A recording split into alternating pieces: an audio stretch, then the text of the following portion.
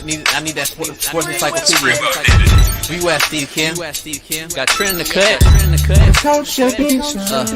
Yeah. Where you at, man? In the gym shooting, I'm Durant. You ain't shooting John Moran. Darnell is the Ball State legend. I'm the Warren Central High School legend. Proven with a reliable source, straight from the mouth of the horse. Smitty and JB and Smitty from West Coast to Yost. I love talking ball. It's nice to connect with guys that are like-minded and just are real and genuine. Better stay in your lane. Hop into you are fucking insane.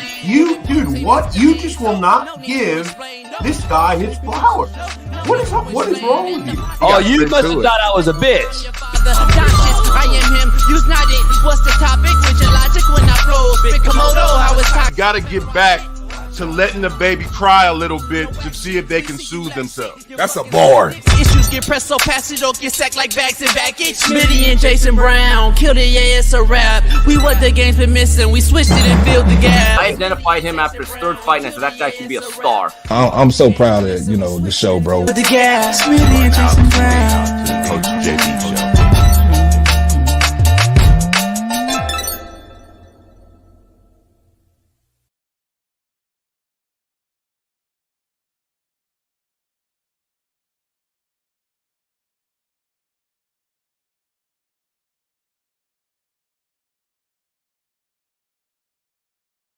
What up? It is Merciless Monday, and I'm taking no mercy on the Coach AB show with Big Smitty. We got a loaded lineup today. Big Matt McChesney, Shaun King joins us. We're going to talk all things college football, NFL, and more. But make sure you pound that like, subscribe, become a member today on the realest show on Planet ERF. Head on over to CoachJBStore.com. Get you some merch. We got it all. Adidas polos, bucket hats, visors, you name it. Hoodies. Tees, we got it all. Short, fast, skinny, tall, we got it all. CoachJBStore.com. Head on over to winnable.com/slap-picks and download the First Down package and subscribe today. Weekly, monthly. You're gonna get the best cappers in the business come football season. Everybody from Eric Weddle to Sean Salisbury to Shaun King to Jeff Nadu, you name it, we're gonna have it. So make sure you join that right now, which will give you the link to our Discord, Slap Nation. Download the Discord app and find Slap Nation and subscribe today. It's Merciless Monday, so I'm taking no mercy, as you already know. So let's dive right into it. The Olympics started off with, let's say, a bang. As we all saw fat queers, gay right activists, LGBTQ parading around us in see-through T-shirts, bottomless bottoms, with men's genitals exposed to children. Disgusting, to say the least. But huge fat singers walking around introducing the Olympics and our babies being used right in front of our very eyes as pieces of meat. The next day, YouTube took down the intro video, as did the AOC, as it got tremendous backlash globally. Even the people in France were in shock when they turned on their television sets to see what the Olympics had to offer. LeBron James walked the American flag to the water with Coco Gauff as everything seemed to be normal. Then the grooming began. The big old fat fucking LGBTQ activist hit the stage. Minutes later, Kamala Harris endorsed this on her social media. This is what we expect. This is the new norm. Well, I won't accept it. Not this old porch yelling old fuck on the cloud, yelling at the clouds. Nope, fuck that. This shit is disgusting. It is an absolute slap in our face, and they don't care anymore. They are doing it in front of our very eyes. My one question to you is this. What in the fuck does fat, sloppy LGBTQ members and groomers, along with satanic worshipers and demonic humans, have to do with sports? What do they have to do with the Olympics? What do they have to do with America and the rest of the world? Riddle me that, people. Let's dive into this one. Aaron Rodgers and Garrett Wilson get into an argument on the sideline. Apparently, you can't argue in football anymore. It becomes national news. The Packers extend Jordan Love to a 4-year, $220 million deal, making him the highest-paid quarterback in NFL history. It seems like every day there's a new highest-paid quarterback in NFL history. Absolute joke. The Dolphins and Tua sign a 4-year, $212 million contract extension. Tua says Mike McDaniels went to bat for him with Dolphins ownership. But before we begin, we got so much more to talk about. Everything from Jason Tatum getting 0 minutes in the Olympic game to KD coming off the bench scoring 23. We're going to dive into all things real on the Realest Show on Planet Earth. Pound that like, subscribe, become a member. Because before we start, my co-host extraordinaire, Naptown legend, 317 Far East Sider, LeBron hairline having, Lamar Jackson loving, AR5 defending, Caitlin Clark jocking, Fox Sports' very own Big Smitty. Welcome him in.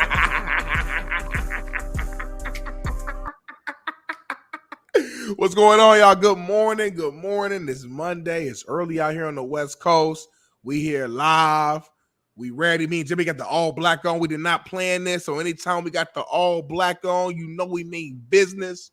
And that means we about to kill these topics, JB. What's going on, my guy, man? How you feeling? What up? What up? You good?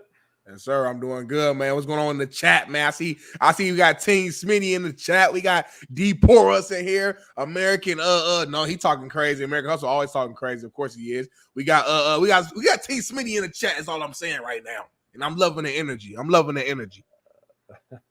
American Hustle got 5 minutes to turn green or he getting blocked.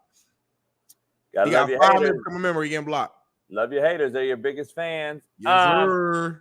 We got a lot going on, man. A lot going on today. Let's get right into it. Before we begin, real quick, because it's not in the lead-in. It's not in the beginning. We'll get to it later. But Jason Tatum having 0 minutes in an Olympic game. Now, listen, I'm not a basketball coach, and I stay in my lane. I understand. I don't hate. I do, but I don't. The word I want to use is I'm embarrassed. I'm embarrassed by people that actually act like they know another person's profession and how to handle it.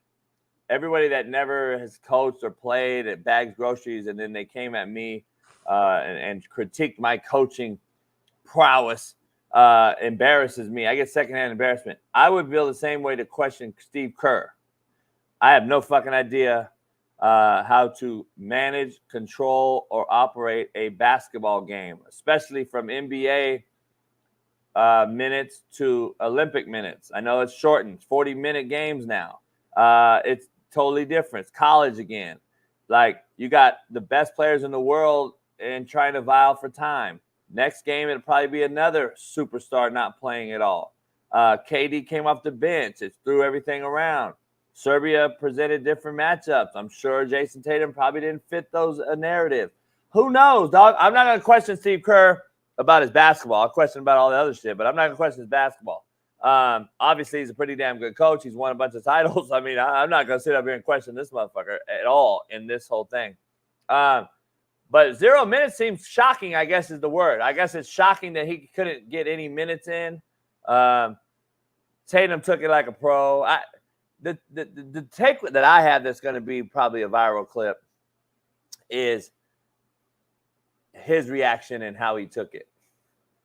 I don't expect him to be an asshole and be like, fuck that. I appreciate that. As you know, I say all the time, don't be a shitbird and shit like that. But I also didn't expect him to take it so nicely either. Like, I want to see some dog in you.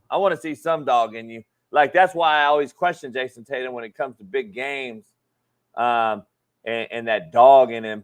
I question that all the time. But, you know, it is what it is. It's 40 minutes. What's your take on him playing 0 minutes to start this show off before we get to the quote of the day? I mean, as I was watching the game live, like, I didn't even notice it, if I'm being honest, because Team USA was playing so well. KD came out, I think it was 8 for 8 in the first half. LeBron was 5 for 5 in the first half. At the end of the day, I'm looking at the team and focus on what the team is doing. And this was our best game yet so far. When you look at the exhibition games, obviously this is the first real game for the Olympics, but you look at the exhibition games, we were a little shaky in a couple of those games. This was the first this is the best game we had as a unit, as a team. So I'm looking at how we're looking overall, and that's what I was happy about. I didn't even know that he didn't play until the end of the game. I'm like, oh shoot, Tatum didn't play. I also think Tyrese Halliburton didn't play as well. We're not bringing him up because he's not as big of a name as Tatum. Obviously, Tatum is the reigning NBA champion, so I get it. If I'm Tatum, I'll be a little, as a competitor, I'll be a little salty that I didn't get a few minutes in there. I'm sure Kerr could have, instead of bringing Anthony Edwards in, late in the game, could have brought Tatum in for a few minutes. But, what's the difference between 2 minutes and no minutes at the end of the day? It's all optics at that point. So, listen, he'll play next game. He'll have games where he plays, 20 minutes and he drops 20-something points and he's the main guy. You understand, with the Olympics, you have to sacrifice. You're here with nothing but superstars. Everybody that you're playing with is the guy on their team. So it's okay, certain games, like you said, the rotation just may not be in your favor. Coach Kerr didn't know Kevin Durant would come out there and be on fire to that level. He ain't played all Olympics. So, when that happens, that changes things. KD stays in a little longer. LeBron has stayed in a little longer. So different things happen that dictated the game. And as a coach, you can't think with your emotions. You gotta look at what's best for the team. And for yesterday's game, it was best for the team to stick with that rotation. I'm sure next game Tatum will be there early. Yeah, that's crazy. I don't know. It's just crazy. I guess it's not. It is what it is. I'm not really like I said, I'm not questioning the whole shit. It is what it is. My lead-in, Smitty, with this Olympic thing. What was your take? God-fearing man that you are, myself, I am as well. What's your take about that whole thing? Because I'm taking a lot of heat on social media. I posted a thing, a reaction video on TikTok that kind of blew up, and on Instagram yesterday. And there's a lot of people that come in there the one thing, most people are actually agreeing with me, but the one person, there's a couple of people that come out there and saying that this isn't a mock this isn't a slap in the face at the Last Supper. It is a Greek mythology reference. And I'm sitting there laughing like a motherfucker, dog, because I'm like, the people that's defend. So they'll dismiss a dude with his balls out in front of little kids. Right there on the Olympic stage, homie. It's out there. You can see it. So they'll dismiss that and act like it didn't happen and act like that wasn't the main thing, keeping it the main thing. And they're going to bring up what they're saying the Olympics was because it's in Paris, and it's a Greek reference to the mythology of the Olympic gods. That's where the Olympics started, Greece. So you're telling me, people that defend this and say this was not a slap at the Last Supper in the Bible, you're saying that it was, you're saying that this right here was a Greek. So by the way, Smitty, I don't know if you realize, I don't remember any Greek goddess or gods looking like that. And the last time I looked, Mount Olympus and all the gods that we all looked up to when we were young, Smitty. Right. Hercules look like that, homie, huh? I said Hercules, and nobody look like. Yeah, I don't fucking see Hercules up there. I don't see any of these other Greek gods and goddesses. So miss me with the whole Greek mythology fucking comparison, homie, because that shit, I'm gonna kill your Greek mythology bullshit. And by the way, they literally said it on the bottom of the screen during the Olympic thing that it was the fucking Last Supper. It said it on TV. So I'm like, hold up, what? But anyway, people will defend anything, homie, that they actually believe in. They'll defend it to the T. Like, it is what it is. I'll defend me being me. You're going to defend you being you. But, let's be honest, this shit right here was like an actual slap in the face to everybody that my question is, Smitty, and all that other bullshit, all this shit right here is just sickening to me. But what does that have to do with the Olympics, sports, any sport activity, or the Olympics, to say the least? I just want to know, that shit right there is just. And by the way, that was a reaction by France. People waking up to their television, seeing this, and they're actually disgusted in it. So and then finally they realized they took so much backlash, they actually got canceled by the canceled. So the ones the ones that get canceled actually got them off YouTube, got their shit taken down. They took it down because of the backlash. Come on, homie. That's Greek mythology. It's just weird to me, if anything. So I did a little bit of research. I saw that the like the designer of this, the organizer, the creative behind this. Basically, he had like a little press conference or something, and he said that the goal was to showcase that in France, you can love who you love, be who you want to be, do what you want to do. And he feels like they showcased that during the introduction. But in my mind is, if you want to represent everything about France, but you didn't. You represented one small particular group, and that's all you focused on. You didn't focus on nobody else from your community. So I just think that like that they use those terms sometimes to like cover up certain things. And it's like, bro, you're not representing all. You're not. You're absolutely not. You know that guy is, right? You're not representing the majority. Honestly, you're not even representing. You know who that guy is, though, right? Excuse me. The guy you said, you know who that is, right? The guy you said that came out, the designer, the guy that started this, the designer, Made Up Human. Oh, okay. I wasn't aware of that. Made Up Human, homie. So like, it is what it is. We all have two eyes and two ears, bro. But like you said, the biggest point that like forget everything else, whatever. The biggest point is, what does it have to do with sports? And I agree with that to a T. It has literally nothing to do with sports. Like what beyond your mind, your head that this is the intro for the Olympics, bro. The Olympics, you got the whole world being represented here, man. This is in y'all backyard. You want to represent who y'all are, like, and this is what you put out. That's not representing France. And I ain't even been out there, but I know they ain't representing France. I know it ain't. It don't make sense. It don't matter if that thing was a fucking farmer's market food display. I don't give a fuck. If this Made Up Human is out here making this shit, and then Kamala Harris and all these other fucking weirdos come out and defend it, that shit tells you right there that we got a problem. How did Kamala defend it? She tweeted it out. She tweeted right away. Right, what a beautiful ceremony. This is what world should be. This should be all inclusive. Blah blah blah. I'm pretty sure, just to protect you, JB, I'm pretty sure that was fake. I'm like 99.9% sure that particular tweet was fake. It out. I do know she went to a like she's campaigning right now, so she went to like a drag queen like thing to talk to them. Again, that's just her promoting her trying to get votes. But I'm just trying to protect you. I don't want you going here and people, JB just making so. I'm pretty sure that was a fake tweet, just to protect you. She tweeted out, though, the real tweet I'm saying from her actual account was about this is this should what the world should be about. This is what it is. This right minutes after the ceremony. So I don't know about the Made Up Human shit. I didn't say she said that. I'm talking about right after the ceremony. She endorsed the ceremony. Like, I'm pretty sure you can find it. Go out there and look that up. She endorsed the ceremony. I mean, it was all over everything. It was on CNN. They put it on the ticker. So I don't know about that part being fake. But I know about her endorsing the damn ceremony. So I don't know. It is what it is, man. I just think it's we're living in a upside down world right now. That's all I can tell you.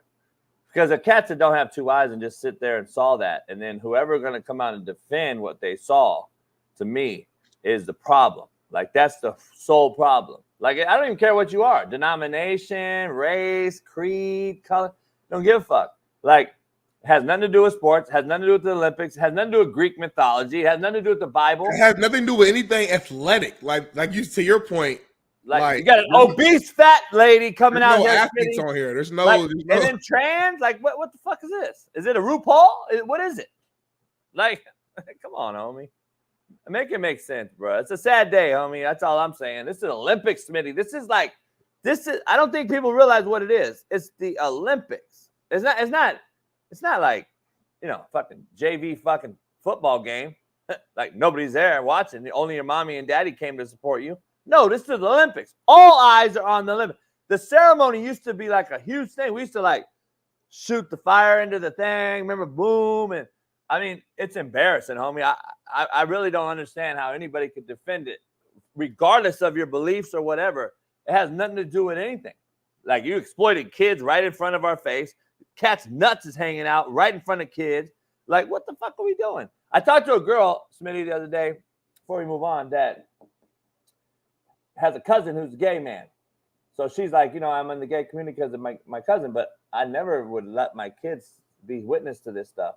And he lives in Frisco. I take my kids to Frisco, and she told me yesterday on the phone, there's literally naked dudes walking down the street in Frisco, balls hanging, and she has to tell her kids to put their heads down. Like, the fuck? I remember we saw that there were it was a clip or something months ago that they did that. They were doing some sort of, I don't know if it was a protest or a celebration or what, but it's based on what you're saying. They're just doing it just on a regular now. Huh?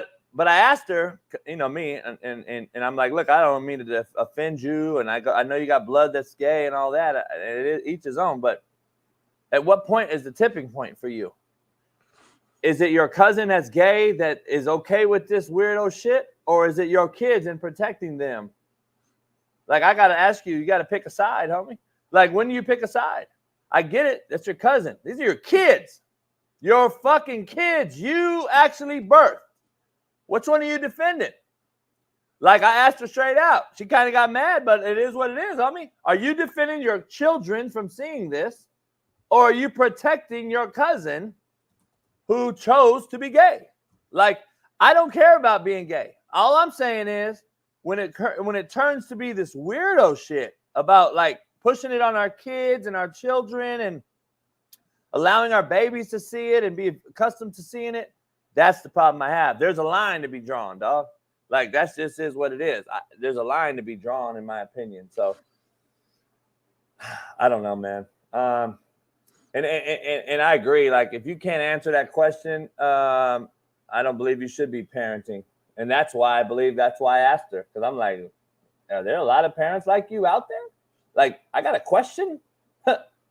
My kids first? Like, what's going on here, homie? Like, California passed a law, homie, and we're really trying to consider this Democratic Party as being, like, legitimate?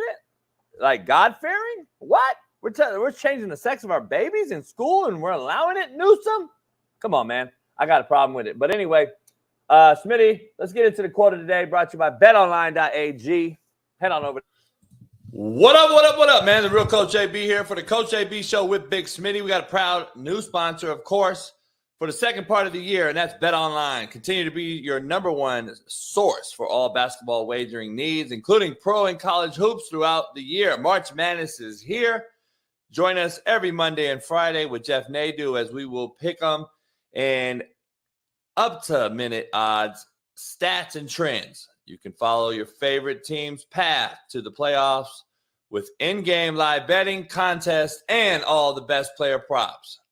Experience the world's best wagering platform anytime from your desktop to your mobile device. Head on over to BetOnline today. Become part of the team and remember to use promo code BELIEVE, B-L-E-A-V, for 50% off plus welcome bonus on your first deposit. BetOnline, where the game starts. Peace. Bring me something good, JB. Come on now. Bring me something good. You had all weekend to plan, prepare, think this through. You had all weekend to just sit there and meditate and think about what is my quote of the day going to be on Monday. So it's got to be a banger. Come on, JB. I forgot to do it, so I'm just going to spit it off the head. I didn't prep yesterday. I didn't prep tomorrow, today, like I tell you to do every day. Okay. But you know that's a lie. Passion without action is depression. You don't know nothing about that either. Passion without action is depression.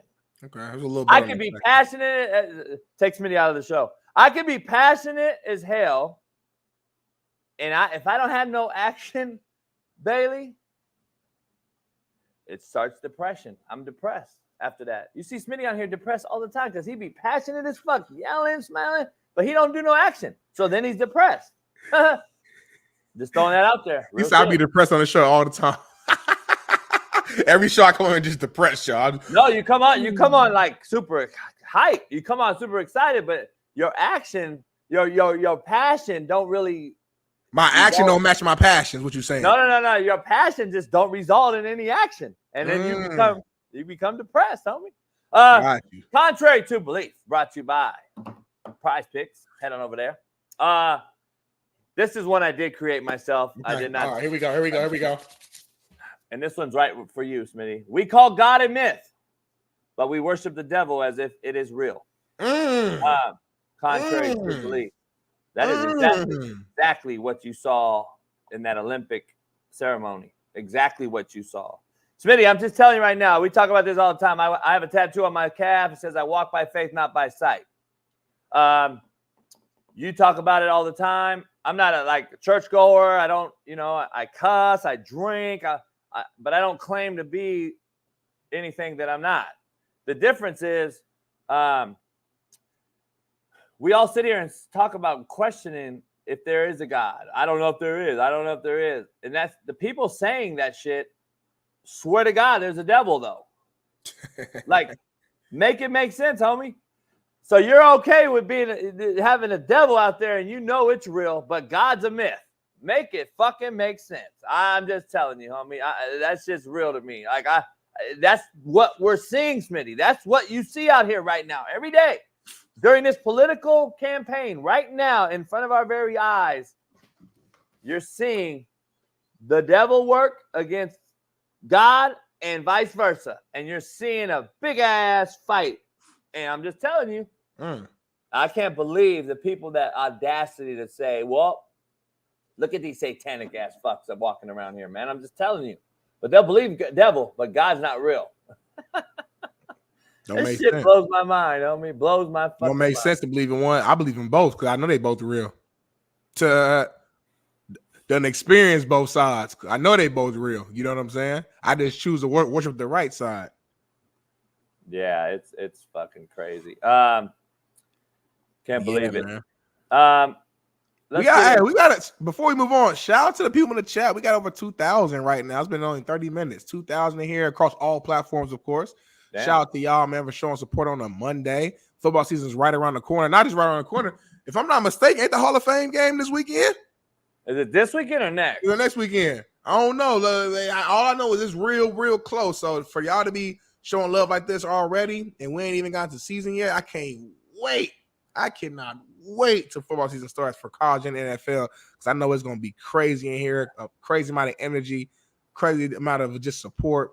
So we appreciate y'all for staying along. I've been worried because, see, I hold shit in, Smitty. I hold a lot of shit in. Nobody needs to know. Not even you, my co-host. I don't even let you know because I don't like giving people, bad news and shit like that. And I always try to figure it out.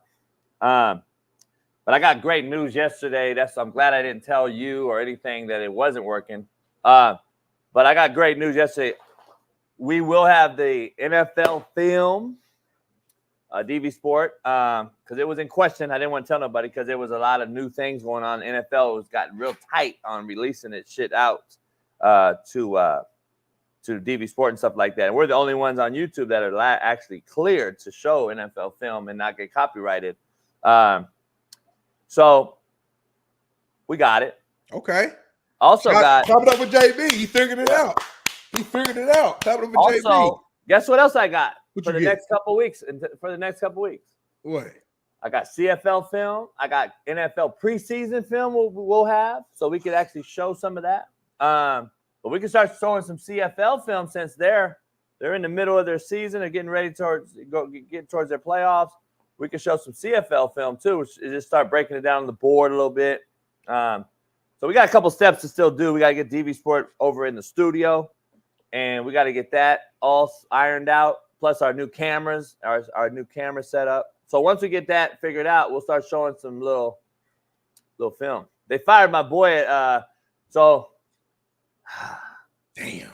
My buddy who's been on this show, Chris Jones, head coach for Edmonton Elks CFL team, took a shot on Malik Henry for me as a favor. And Malik went up there and was there for camp and then got let go. They wanted more of a running quarterback. But they're 0-8 and they fired my boy, Chris Jones. It's a business. It's a tough business. He's a 3-time Grey Cup winning champion coach too, by the way. It's like 3-time Super Bowl winning champ coach. Right. And they fired him 0-8 in Edmonton. And shout out to Chris Jones. Sometimes it happens. It is what it is. So that's what's happening in the CFL. But the CFL, we'll have some film. A good friend of mine that gets the film it works for Edmonton in the film room. So we'll have the CFL film. We'll have NFL preseason. We'll get the NFL going. We'll get some college football film that are shared by DV Sport teams. We'll be all right. We'll be all right. Get on the board. Get on the board with the cowboy. Get into coaching mode. Get on the board. Draw it up. Shake it up. Should be a good season. Interesting one. We got great lineups every day on the realest show on Planet ERF. Smitty, let's dive right into the quote of the day. To the poll question. Everybody in the chat, drop your thoughts and comments. The most surprising QB this year in the NFL will be. Ooh.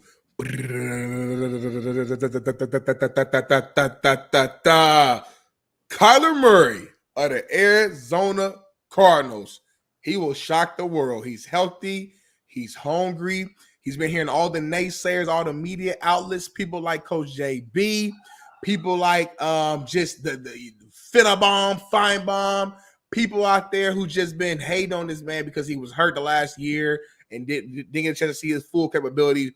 They are going to bounce back as the Cardinals team. They're going to be looked at as a serious team week in and week out. I can see the Cardinals winning, 9-10 games this year, and Kyler Murray being a huge part of that. They got the best receiver in the draft, in my opinion. I know what's argued. You got Malik Neighbor, so there's some arguments there, but obviously Marvin Harrison Jr. was a beast in college. I think he's going to be a huge weapon for Kyler Murray. You got Michael Wilson coming back, healthy second-year guy. Got a TJ Houshmandzadeh trained out here. And if you're trained by TJ Houshmandzadeh, you're more than likely you're going to ball out. Just look at Puka Nacua, who also was a guy TJ trained. You got Greg Dortch out there. You got Perry. You got your O-line's better with Perry. You got Perry Johnson Jr., I think, from Ohio State, if I'm not mistaken. James Conner, running back. These guys have weapons out there. And you guys forget it. This is a Heisman winner. This guy is a dual threat QB who can run for 600-plus yards in the season and throw for over 3,000. The guy was an MVP candidate just 2 years ago. The main question is health. And I understand that he doesn't play the quarterback position the traditional way. He doesn't play it in the way that JB was taught to play the game. So for him and others, it can be frustrating because he runs around, he extends plays. But at the end of the day, if it leads to wins, that's all that matters. And if he stays healthy this year, which I predict he will, we will see the Cardinals, we will see Kyler Murray having a really good, strong, competitive season.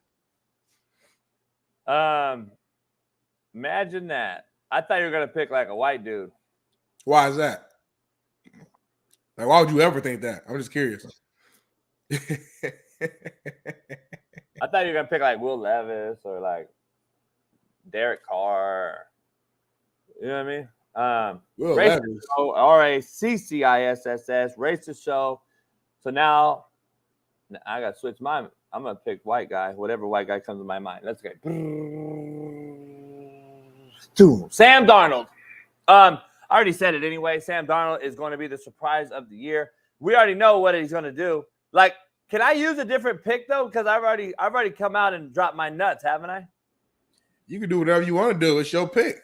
But haven't I already said Sam Darnold's going to be like the comeback player of the year and all that? You said that already. You did say that already. So can I use like my most surprising QB different guy or no? Sure. Or is this going to be viral and I'm going to get JB said no, use somebody else because technically speaking, I kind of dropped my nuts with AR5 in a sense. You know what I'm saying? So I kind of did something similar to you. So you use somebody else.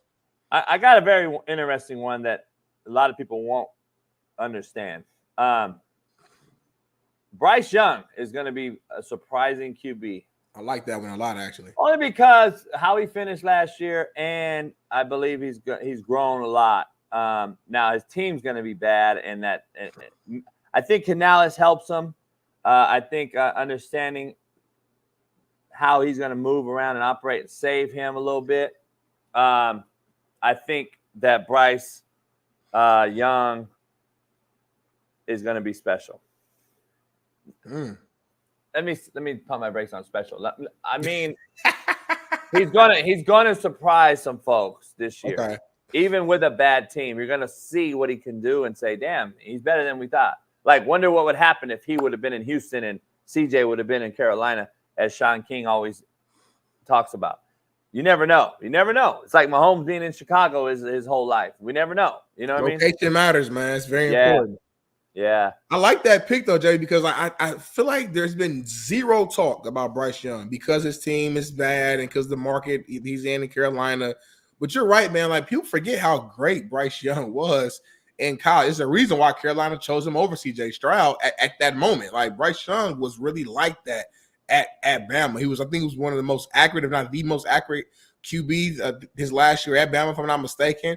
He can make just about any throw on the field. He's a smart player. He can get the ball out. Like he can do all the things that you would want a quarterback to do. He was getting comparisons from an ability standpoint to like a Joe Burrow, coming out of college. I remember that just from hearing like the different analysts, things like that, talk about him coming into the league. So that doesn't just disappear. It is, again, he had a bad year, a bad team around him. Let's see what he'll do. But that's actually, I love that pick. Actually, so one thing you said before in reference to like another topic is sometimes, it's hard to go a step backwards, right? It's hard to be as bad as he and that team was last year. So the only way is up, you would assume. You got Dave Canales in there, new head coach, new energy. You got some weapons in the draft. I like that a lot. Now, when you use the word surprising, to me, that means like we're expecting that person to have a somewhat big year, but not necessarily. I guess it's the road travel. It's the leap. It's the, he goes out there and throws 25 touchdowns, 8 picks, and they win 7 games this year. It's like, you know what? Hey, they still wasn't that good, but you could see them, like, you could see the climb. You could see the journey and how they're moving. So, hey, so here's the take I got. The question is surprise. Yeah. So, like, Joe Burrow is not going to surprise anybody if he comes out and throws for 5,000 yards on a bounce-back year from being hurt. Everyone expects I expect that. Yeah, I think people are expecting Burrow to come out on fire and his ass on fire and pissing hot. I think he's going to come out and come with a little vengeance. I think they have to sign Jamar Chase, though, and that's in the discussion. Apparently, I think he's sitting out even practice right now. That's going to be the next biggest paid wideout. You got an interesting dynamic right now. You have Jamar Chase, which is crazy to me that this always happens during camp. Like you've had 6 months to figure this shit out. And now we got camp, which affects coaches, quarterbacks, and clubs on getting together, building a continuity, creating that on the field dynamic of just catching balls together. And now we can't do that. We've had all offseason to get this shit done. The dynamic I have is CeeDee Lamb and Jamar Chase are going to both fight for the highest paid wideout at the same time during this camp right now. You have Dallas Cowboys, who always have some drama, and then you have the Bengals now with Joe Burrow looking like a weirdo. I don't know what he looks like. Who's going to get the pay? Who's going to get the big bag? And then who's going to be pissed off at their club because they didn't get as paid as high? So if Jamar gets less money than CD, or the CD gets less money than Jamar, one of them's going to be sulking and sucking their lip. And then you never know how that affects the club and the program. I'm so tired of these prima donnas, homie. You go out here and go get paid. Cool. But let's make the main thing the main thing.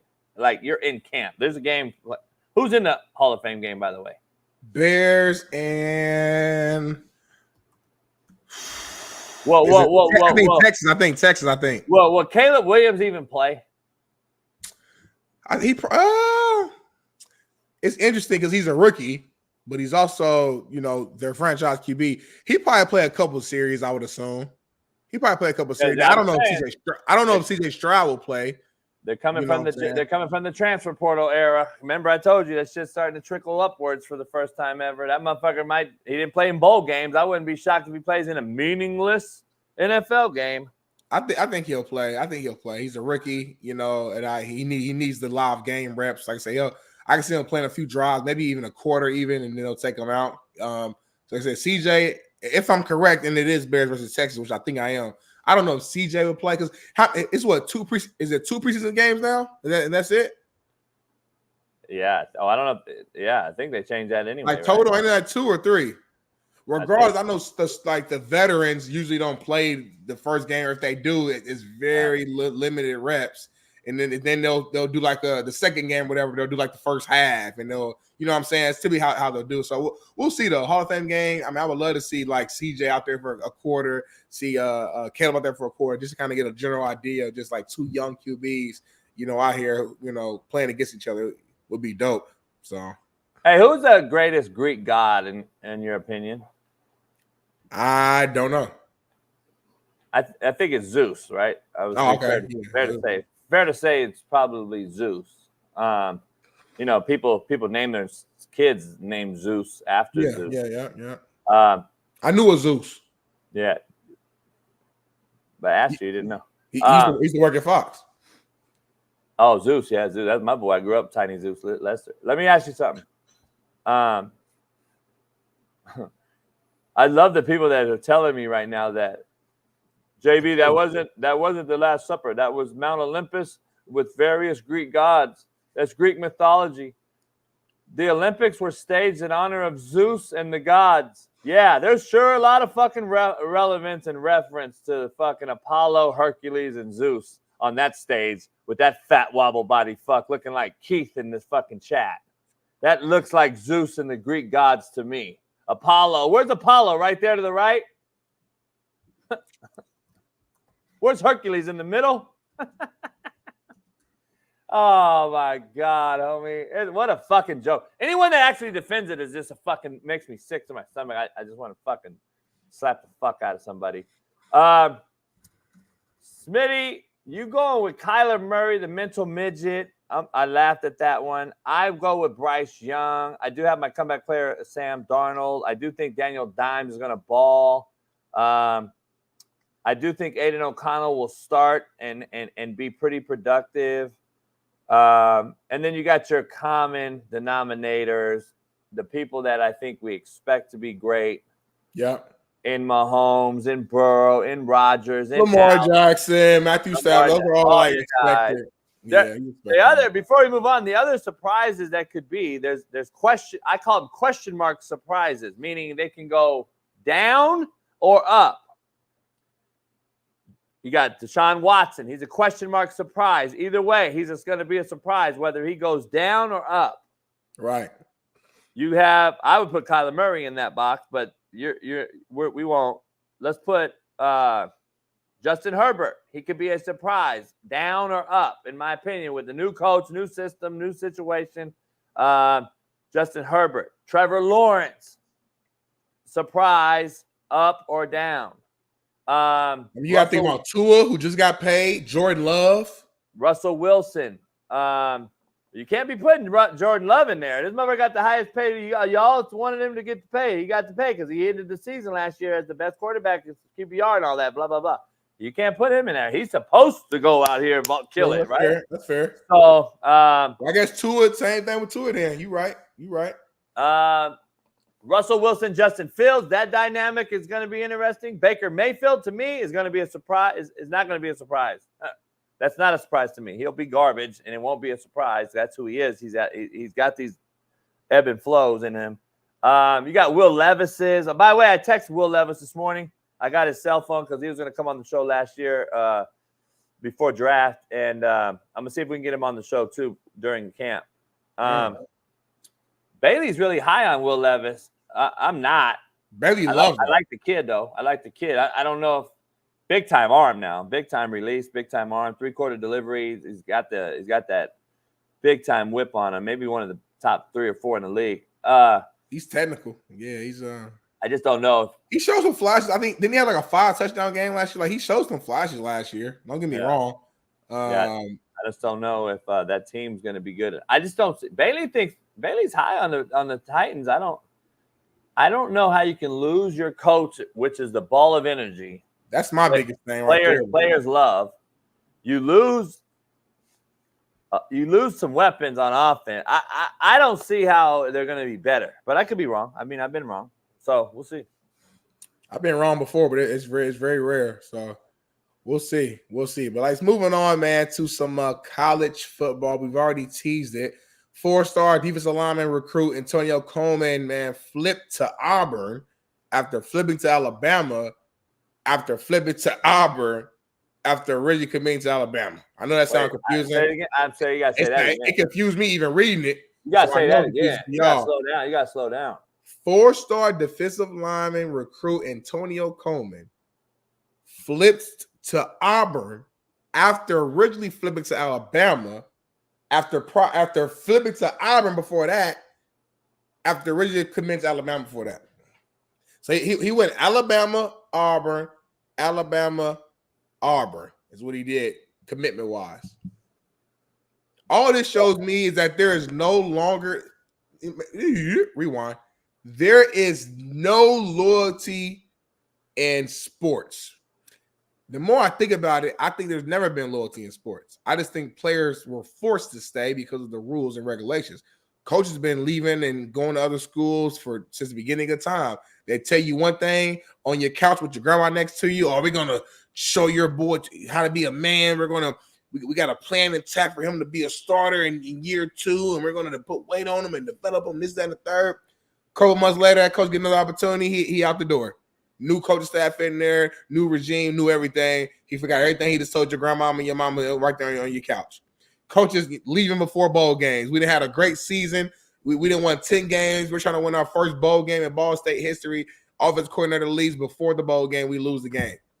So my point is, there's never been loyalty in sports in reality, but players they had no choice but to stay for the most part, because if you did want to transfer, with so many, you got to have a reason to transfer. You got to get approved. You got to sit out a year. It was so much to it. So coaches were doing it. The problem now is that players are doing it, and they're doing it to a point to where it's overboard now. It's like you give them an inch, they take a mile.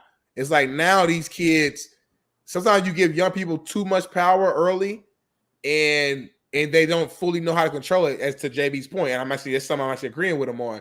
You give them all this power now, and it's like, damn, I don't want to go to Auburn, I don't want to go to Alabama, I don't want to go here. It's like they haven't matured enough to know how to just make a decision and stick with that decision. They got too many options. It's like a college buffet for them, JB. Yeah, I don't agree with anything you said about the commitment part back in the day and coaches leaving. We'll never agree on that. You know, like coach left before the bowl game. What if I told you he left because the uncommitted kids in that locker got caught for smoking weed, getting arrested, robbing McDonald's? Then I said, you know what? I don't like this culture. I'm out. What if that was the head coach's reason for leaving before the bowl game? I care. I can tell you 30 of those. I can tell you 30 of those. Finish what you started. What do you mean? You just said for the kid. You said it's okay. What are you talking about? If you're a coach and you've been with me all season long and we're about to make history, You're my offensive coordinator. You're not some little GA. You're my offensive coordinator, bro. Don't leave for the ball game. Finish what you started with us. You worried about the next kid. You ain't finished the job with us yet. What about us? But you just said it's okay because coach has been doing it.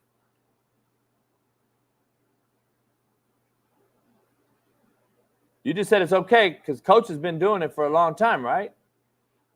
I'm not saying it's okay. I'm saying that this is the landscape.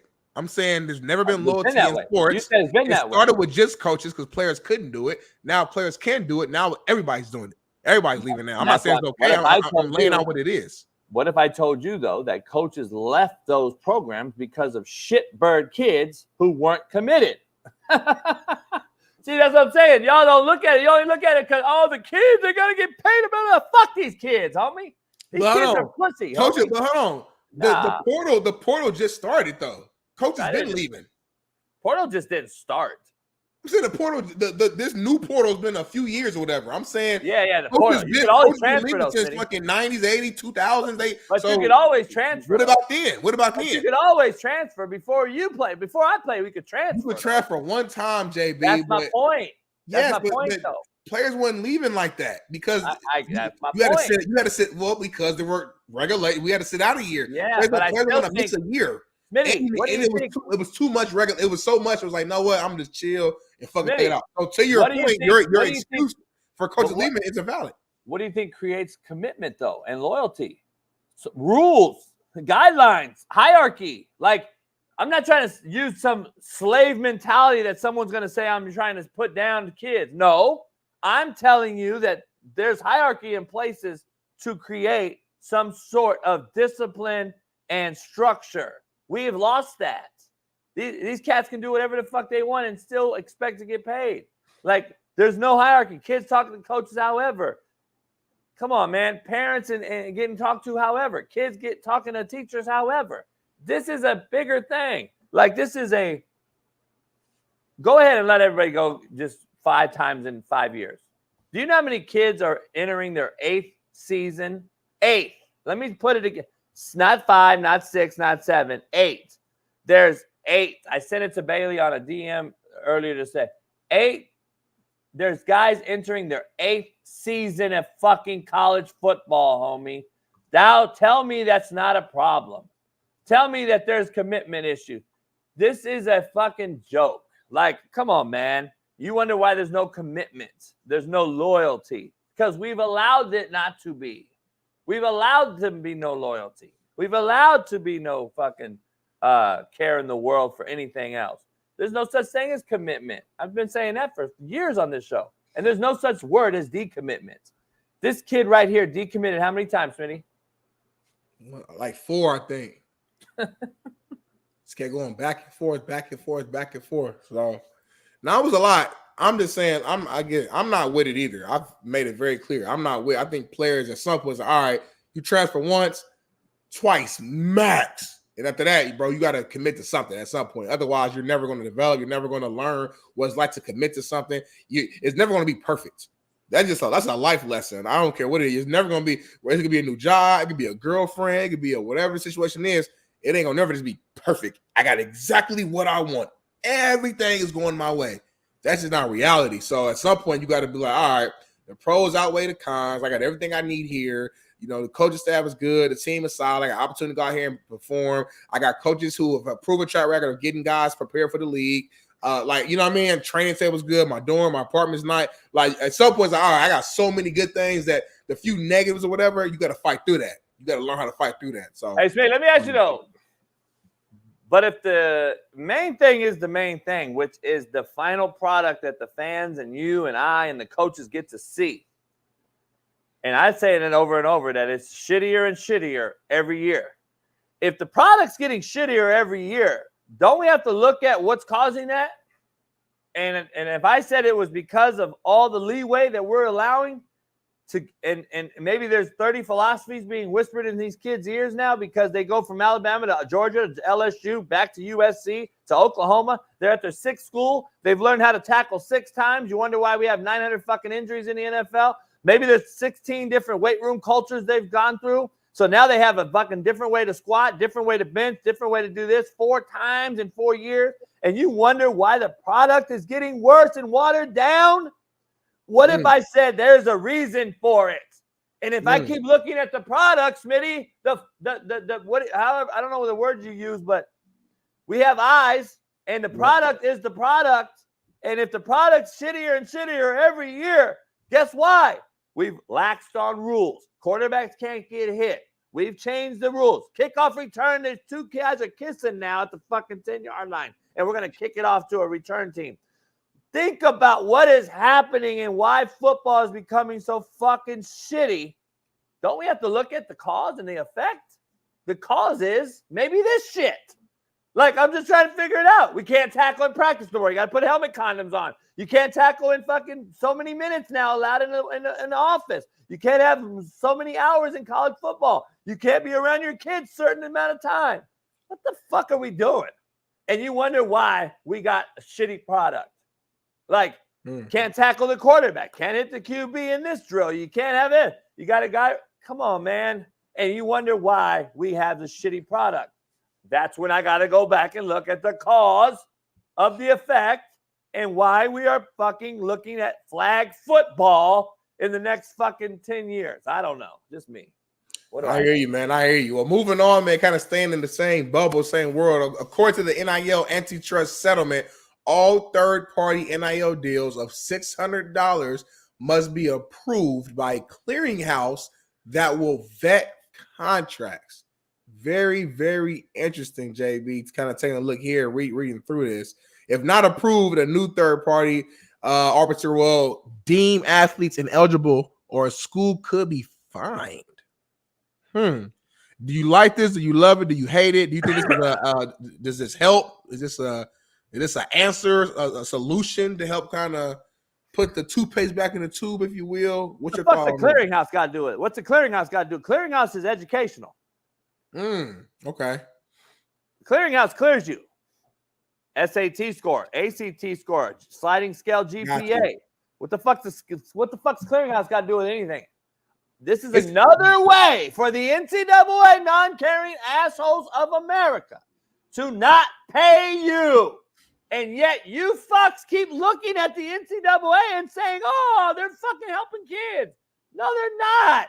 Why would you have to go through this to get approved to be in the EA Sports game when EA Sports made millions off of pre-orders the other day? Why is the clearinghouse controlling what Arch Manning makes in EA Sports? I'm trying to figure out how they're going to vet contracts when the NCAA apparently wanted their hands off of it and hire collectives to make this money transaction with kids. So how do we have collectives on one end making the decisions on who they pay and who gets paid, not even allowing the coaches to make this fucking thing, make a decision on the kid they're offering, which Shaun King has stated on this show. And now we got to go through the clearinghouse. By the way, the clearinghouse isn't even called that anymore. I think it's called NCAA. It changed years ago. Fuck, whatever they called it. It used to be the clearinghouse when I was in high school. They changed it to NCAA something else. I forgot what it is. This is another mockery, homie. It's an actual slap in the face. Like, it's a joke. I'm just telling you. My question is, JB, like, how are they going to decide who gets it and who doesn't? Like, what's the approval process? By the way, real quick, Smitty, Arch Manning did sign with EA Sports. It's fucking out there. We talked about it last week on the show. They gave him $50,000. So he said he didn't in the beginning. He lied to say so he doesn't take no heat. He signed a $50,000 deal with EA Sports. Go look it up. Yeah, I'm just curious, like, what's going to go into the approval process? Is it like if the amount's too high, you're going to put your foot down? If there's like, I just don't. What would ever stop them from allowing a player, an athlete, to be able to get this money? Because basically, all the big time athletes will have to go through this thing because it says 600 or more. So all the big time athletes are damn sure making more than $600 in college. So I just don't see it. And my problem is it says that it could deem athletes ineligible. That's the part I don't like, man. Anytime you're directly impacting the kids and their dreams and what they fought for and what they worked their whole lives and worked throughout high school to get and to obtain, that's the problem, bro. Like, college changed my life. Playing college football changed my life from opportunity standpoint, from just even like some character things like confidence and just ability to push through certain things. I think I could push through, and the relationships I've gained, and just a lot there. Then obviously the big thing is the opportunity to play at the next level. You gonna ruin that because of a payment that you didn't approve? Like, it is certain things, man. I don't understand. Well, if it's not the NCAA clearinghouse, then how's the NCAA going to deem you ineligible? It don't make no sense. It's definitely associated with the NCAA because the NCAA dictates if you're ineligible or ineligible based on criteria of GPA, academic structure, or vice versa, meaning you violated an NCAA rule, antitrust rule or law, or you bought a girl a hamburger, a flight to a bowl game in the instance of Chase Young at Ohio State. So stop. This is all bullshit, homie. This is all fucking rhetoric to confuse you as to who's really being in control and who's paying these kids. Period. The NCAA, again, always has their hands on control, but never puts their hands out to pay. Never. They always want, too, just like the kids. So if they're grown people in the room want, and the kids want, and nobody wants to give, what the fuck do we have? A shitty product. It's all fucking smoke and fucking cloudy ass confusion, homie. It's all bullshit. Like, let's be real. The clearinghouse, which is now, I think, the NCAA eligibility center is what they call it. The clearinghouse is going to vet contracts for what? Aren't the players becoming unionized? Aren't they becoming employees of the schools now? Didn't that just get cleared too? Do you see my point, Smitty? You know how many things are going on right now? You got employment opportunities, unions. You got players who are going to be get paid by the university so they can take bereavement pay, sick leave. Fucking come on, homie, what are we doing? This is a shit show. It's an absolute joke. Like, what happened to going to college to play football to try to go to the NFL? And if you didn't go to the NFL, Smitty, on the way, we got this piece of paper that has a degree on there called, Ball State University, the Bachelor's of Science, UCLA, Master's of Science. What happened to that? And then guess what? I met some people at those schools, and I met this big-time donor at Ball State, and he owns a car dealership in Muncie. And he gave me his fucking manager job right out the gate, making $150K. And then I got up in life. Now I'm the CEO of this place. And I move around. Like, what happened to those relationships? There's no more of those relationships because now you go to 4 high schools. And then you go to 4 colleges. And then you don't know what degree you graduated with. And you don't know what school you graduated from. So now what's happening, homie? Like, this is the shit, dog, that I'm talking about. It's a shit show, man. And there's no fucking hierarchy. And without hierarchy, you have what we just saw in the Olympic introduction. You have what's going on in America. You have what's going on across the world. You have straight chaos. It is what it is. We are chaotic right now. It is full chaos across the globe. Look at what's happening in Venezuela right now. Look what's happening in – dog – did you see Israel, the babies that got hit with a bomb playing soccer, homie? Come on, man. This is chaos, homie. You shouldn't have to live life on this planet like this. And to your point with the NCAA specifically, man, kind of adding to that, there's a list of players that have been on a college football roster since 2018 or earlier. Just take a look at this, man. Like 28, JB, just for context, my last year, what is this about? Sorry, what is this? These are players who have been, because you were talking about NIL and players transferring so much and getting, the COVID year and additional years and all that. So this is these are players that have been on college football rosters since 2018 or earlier. Just for context, I graduated 2016. I have not played football. No, this is my 8-year point I made. 8 years. I haven't played in 8 years. But this is my 8-year point I made, right? Yes. How many players are entering their 8th year? This is 1, 2. Well, I don't know if these are all. 2018. So these are guys who have at least been there for at least six. So I don't know how many. Yeah, I know Cam Rising. I know Cam Rising's entering his 7th, and he has 8-year eligibility. 4, 5, 6, 7. There's 7 players here have been in college at least 6 years or more. Nah, I think there's another whole swipe. I think there's a lot more. But we don't have it. But I think there's a lot more because Cam Rising's not even on this list, is he? I don't see him. Cam Rising been. I recruited Cam Rising, homie, out of Texas when he left. Yeah, Cam Rising's number 2, right? I can't see it. Yeah, might be. It's just. I mean, but I'm gonna defend the players.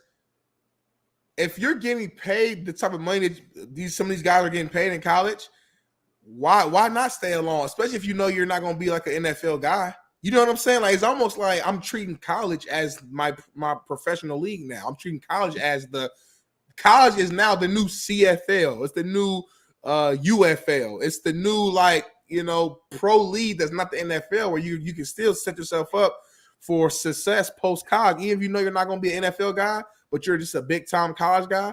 Why not go there and make a ton of money as much as you can? Still give it a shot at the NFL. If you don't make it, cool. You got your degree. You should have a master's. Down there, a doctorate at this point. You made all this type of money. You make 6 figures in your account. Now you're set up for success. So if I'm a player, I mean, why not maximize this system? It is a flawed system. Let me ask you this, though. You're a GM. You're a coach. You're a GM at NFL level. You're a big-time organization, and you got the draft. Are you taking an 8th-year fucking quarterback? I'm not. You're not. But my point is, there's no way these 8-year players really, really believe that they're probably about to get drafted. I mean, I get it. Like we all got that crazy faith, but to me, you're doing 8 years. because you're just trying to maximize your time left playing the game that you love and maximize this money instead that you can make it to college level before you get into the All right, real let game. me play devil's advocate and flip the coin. Let's Do do you it. think that I want to have an 8th-year quarterback playing quarterback for me at Ball State as the head coach? Do you think I'm going to allow you to play quarterback for me going into year 8? Just let me give you They are. Let me break down what this does and why, again, cause and reaction. What is causing the reaction of shitty football? If I'm a coach and I'm forced to take this guy for whatever reason, it is absolutely ruining the talent bed in the recruiting process of either A, the high school kids who aren't getting scholarships because of the 8th-year wonders, B, the transfer portal kids who are older as well, who are taken away from the JUCO product that are coming out that are just 2 years removed, and again, the high school kids who are not getting recruited. This is causing a big issue with coaches that I speak to because I got these older ass kids. It's causing me not to either A, recruit young kids, or B, the young kids don't want to come here and sit behind an 8th-year guy. It's causing a huge ball of not confusion, but turmoil in the recruiting blood life of this shit. Because this whole COVID year, giving back this COVID year, and then we can play in high school and not have to get an SAT and SAT score for 4 years, and now we can just get a 2.0 and get a scholarship. All this is coming back to bite you now because these cats are 8-year players that I would never let play for me. That's like the 40-year-old coming out to JUCO to play after he's been in the Marines and shit. We used to have that all the time. It was all good, fun, laughs and shit until he blew his fucking hamstring off his bone. Seriously, when he was running sprints, this motherfucker's whole shit snapped. You saw it muscle. You saw the muscle pull off the bone. At some point, it is time to now. Listen, here's the thing though. You making money off my watch is not my concern. I'm all good. You go make your money, dog. But I got a program to run. I have games to win. I have to build a culture and philosophy of me that resonates throughout my locker room. I'm recruiting young kids that want to play now. I'm recruiting the best talent in America coming out of high school and JUCO. I'm not re-recruiting the portal to get 8-year players.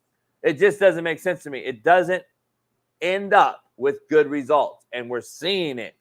What if I'm still an asset for your team? There's no way a coach is gonna sit back and be like, nope, he old, I ain't playing him. If I'm still an asset, whether that's I'm a good ass blocker at tight end or if I'm still an asset, why not keep me on your team? Well, this is to my point though. What it's doing is that you don't see with your eyes. Mm-hmm. Everybody out here, nobody sees it because we only know what we hear about, the stats, the data, the result, the game on the TV.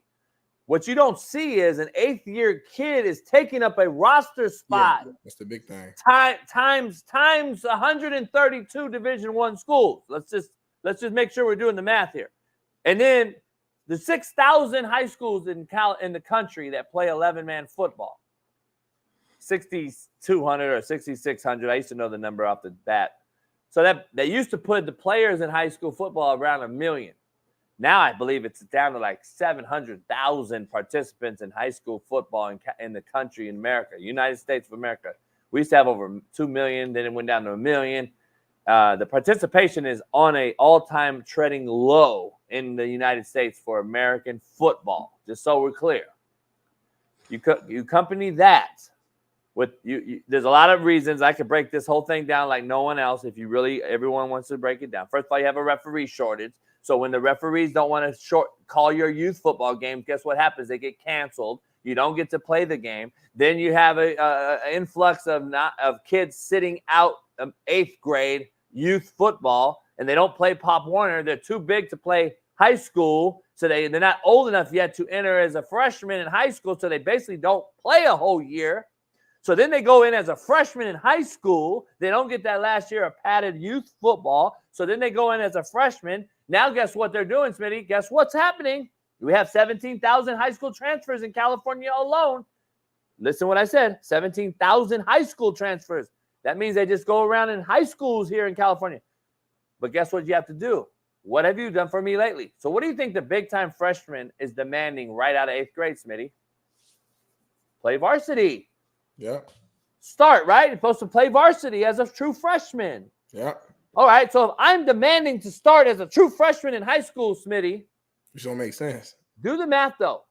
How am I going to go 4 years of high school, play, and then try to get a big-time 5-star recruit from Alabama, right? Right. And 4 years from now, remember, do the math. 4 years from now, I started as a freshman because I'm the big-time 8th grader who didn't play youth Pop Warners last year, by the way. Just listen to my chronological order here. Didn't play padded football because he was too big. We had a referee shortage. We wonder why there's a shortage in high school football nationally. Then I played high school in 4 high schools in 4 years because I transferred 4 times. I started all 4 years, but I 4 different high schools. Then I want to be recruited by Alabama. But guess what? Alabama has 6 8-year starters. I hear so you. Do the math, homie. You got to add that up across the country. It's just a snowball of my only like pushback is that I don't think the numbers are as high as your example. You know what I'm saying? Like you said, Alabama got 6 8-year guys. I don't know if that's and reality. I'm not just saying 8-year guys. I'm just saying, let's just say 4-year guys, 5-year guys. Remember, back in the day, dog, cats was getting drafted after year 3. 3 years out of high school removed is the rule. It's still the rule. 3 years out of high school, meaning you can go to a prep school, you can redshirt, or you can play 3 straight college years. Whatever 3 years out of high school is eligible to play in the NFL and get drafted. Yeah. NBA is right out of high school or 1 year or whatever. It's not football. Football is 1 year. Yeah. So, having said that, if it's 3 years and we're at 3 schools in 3 years, and I got guys that are not just 8th year guys are. I don't believe there's that many, but there's more than we've ever seen. But how about the 4th and the 5th and the 6th year guys? How about the 4th, the 5th, and the 6th year guys who are depleting junior college, who are depleting high school kids that would normally get a scholarship, who are not getting a scholarship now because the portal kids are getting moved about so often? It is causing the high school kids to sit out a year, and then they hurts even more. Dog, this goes on and on. The high school kid that sits out a year, by the way, don't go JUCO. Why? That's what they should have did. He should have went to JUCO. But now JUCO is no longer the stepping stone or point in between high school and D1. Now the high school kid's sitting out a year, waiting for a D1 to say, hey, man, just hang tight. We would have signed you normally, but we got these portal kids who are older and who played at Alabama. We got to take them. That has dilly shit to do with me. If I'm the parent or the advisor of that kid that they're telling that to, I go JUCO. But these kids won't go JUCO. It's beneath them, Smitty, because the NIL and the money and everybody's that's dick riding these kids that have taught them is, you deserve to make money, dog. Don't go JUCO. It's the worst mistake of their lives. These advisors, these street agents, these 7-on-7 fuck boys are killing these kids. The thing is, and you're right. I mean, you're preaching right now. The only thing is, though, at some point, though, the system will have to reset because you can only use the transfer portal kids for so long before all right, we got to go get more kids within college anyway to even become the portal kids. You know what I'm saying? You got to go to the JUCOs and bring somebody in. You got to eventually go to high school and bring kids in to even have a new pool because at some point, those transfer portal kids will no longer be available. They'll move on. They'll graduate. They'll go to NFL or do whatever. And at some point, there has to be some sort of balance. So I would hope that this thing will shake up. But no, I see everything you're saying, man. It's a problem, and we're seeing that at an all-time high, man. So I don't know. Keith Smith, JB, JUCO was never the stepping stone. It is a bounce-back stone. My cousin Keith Smith would give his opinion on this beautiful Monday morning. We appreciate you, Keith, for giving your opinion. We respect all opinions on this show, even if we disagree or if we agree. So, Keith Smith, man, appreciate you being a loyal listener all year long. JB, you all right? You good? It's stupid fucks like these that push this narrative out there. That's the problem. We got these guys like Keith who knows nothing what he's talking about, and he says this shit. And then when you say it there's a lot of fat Keiths out there in the world on Twitter that say all the same shit like this, and they put the wrong shit out there, and then people start to actually believe the wrong shit. And that's what we have going on in America. Fat Keith knows absolutely diddly shit about what he's talking about. Usually he never does. He especially doesn't know about this. Did Aaron Rodgers bounce back? Or was it a stepping stone? Did Aaron Rodgers go straight out of JUCO, out of high school, or not? Okay, he did. Keith, you're wrong. Josh Allen, did he go D1 and then come back to JUCO, or did he go straight to Reedley out of high school? Okay, he did. Chad Johnson, did he go D1 out of high school, or did he leave Florida, come to Santa Monica Junior College in California and play, and then go to Oregon State? Okay, he did. Steve Smith. Did Steve Smith go straight to Utah out of high school, or did he go to Santa Monica Junior College out of high school and then go to Utah? Okay. TJ Houshmandzadeh. Did he go D1, or did he go to Cerritos Junior College in California and then go to Oregon State with Chad Johnson, same year, same JUCO's year, my year? LeGarrette Blount. Did he go D1, or did he go to East Mississippi and then go to Oregon? I just want to be clear. I had 35 kids that never went D1 on the year we won it all on Netflix that we got Division I scholarships for that had 0 offers from Division I schools. 35. Delrick Abrams played for the Atlanta Falcons, 6'4" corner, had no D1 offers from Louisiana, 11th Parish. Never even got a D1 sniff. He had every major Power 5 conference offer him after 2 years at Indy with me, and had 0 high school offers out of high school, or Division I offers out of high school. I had 35 of those. Just throwing that out there. Chance Main, who's with the Minnesota Vikings right now, I think he just got released off the practice squad. He was trying to make the roster. Is a walk-on at Indy for me. Started at the University of Colorado. Started at Incarnate Word. Gets a shot with the Vikings. Keith, you fucking know nothing. Shut the fuck up. And so do none of you other fucks in here. This is my wheelhouse. Stay out of it. Eat chocolate chip cookies and fucking milk, you fat fuck. Shut the fuck up. Don't talk about my business. You know nothing. Let's go to commercial, Smitty, because I gotta fucking make it make sense. Yeah, we'll do it right after I get back. Stay tuned. Pound that like, subscribe, become a member. We'll be back in 4.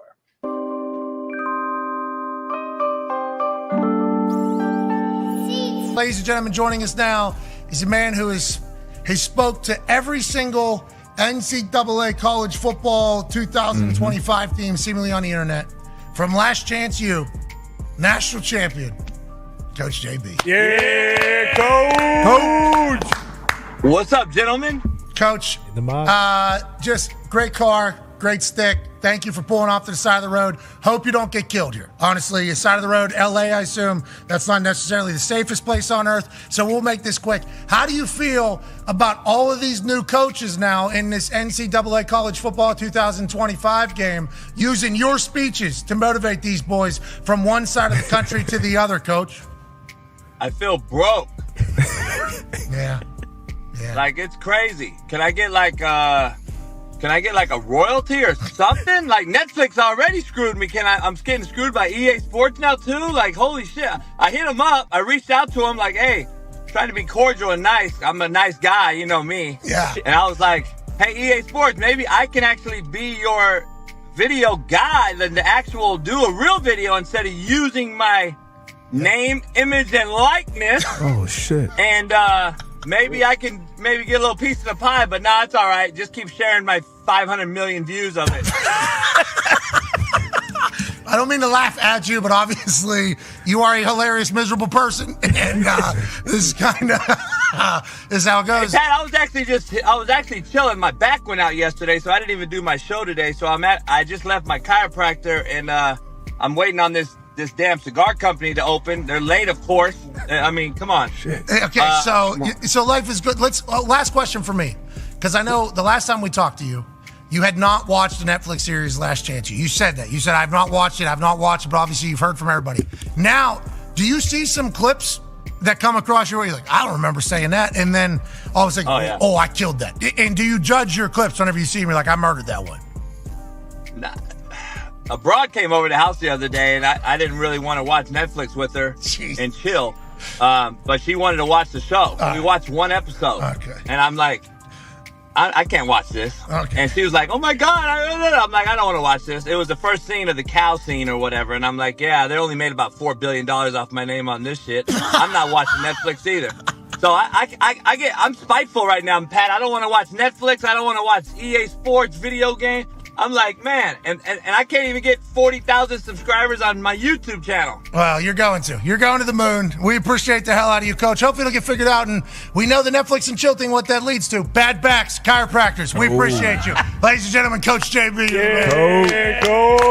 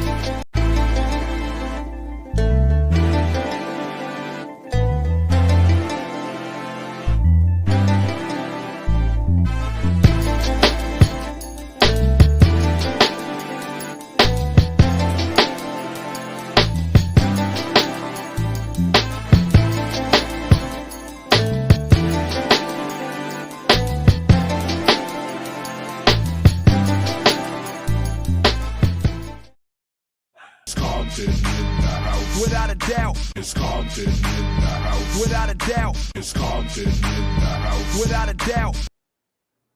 Yes, sir, indeed. We're in the building. Pound that like, subscribe, become a member. We got a lot going on in here.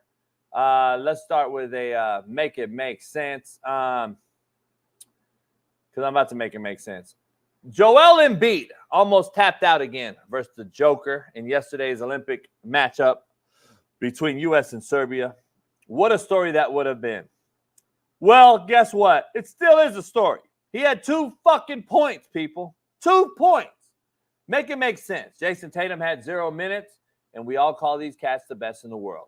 Embiid is a traitor and needs to be playing for his country. Tatum is just the no-show in big stages. Of course, he didn't get to play yesterday, but again, it goes back to a no-show on the biggest stage. And the oldest few guys out there, LeBron James and KD, are holding it down for America. Make it make sense. Where is Anthony Edwards, Booker, and all these young freaks of nature? Apparently are no-shows. No-shows. I want to know where they are, because Joel Embiid is a fucking traitor. Don't ever trust a motherfucker who kicks it with your enemies. Ever.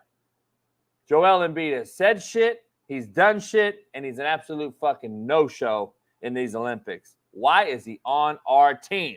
Why is he on our team? Please make it make sense. I don't know. But Joel Embiid needs to take his traitor ass out somewhere and go play for Cameroon or fucking South Sudan or fucking wherever, because he surely ain't American, and he definitely don't need to be on America's Olympic basketball team. Make it fucking make sense. Stop, JB. He's been living in America for over half his life. Number one. Number two, he came out and stated if he were to play for another team, it would have been the Cameroonian national team. But the reason that he didn't do it, because being honest, he wasn't sure that they would have even made the Olympics. And it's been his fucking childhood dream to have the opportunity to play in the Olympics. And he felt like he had the most impact and the biggest opportunity to be able to do that with Team USA. He's been here for over half his life. He's fine. These are our team of superstars all together. Don't look at the stats as the totality of the impact of because at the end of the day, there's 2 guys that got high scoring. It was LeBron and KD. It was 18. What was it? 23 points from KD, and then whatever LeBron scored. LeBron had 21 and at one point, and KD had 21 in the first half. And that's what it is. The rest of the team, I mean, that's 40 points here, 7 points there, 9 points there. Like, that's what it's going to be. It's not an NBA team where everybody, you're going to have 4 guys with 20 points. I get it. That's not how it goes. So, like, Smitty, I get it. Embiid is the second best big man in the game behind the Joker. And us having him on our team is huge from a standpoint of just even having a body there in the paint from a defensive standpoint, from a physical standpoint. And I guess there's going to be a game where Joel Embiid goes out there and balls out and drops 20 points, 12 rebounds, 4 or 5 blocks. I think every player on this team is going to have their moment, their game. I think Tatum's going to have a moment where he goes off. I think Anthony Edwards will have a moment where he goes off. It's just all about matchups and moments. This first game was KD and LeBron's moment. I doubt it will go like this every single game. As much as I love KD, he won't go 8 for 8 in the first half every game. I guarantee that. Steph Curry, ain't even went off yet. Steph's going to have a game where he makes 5 threes.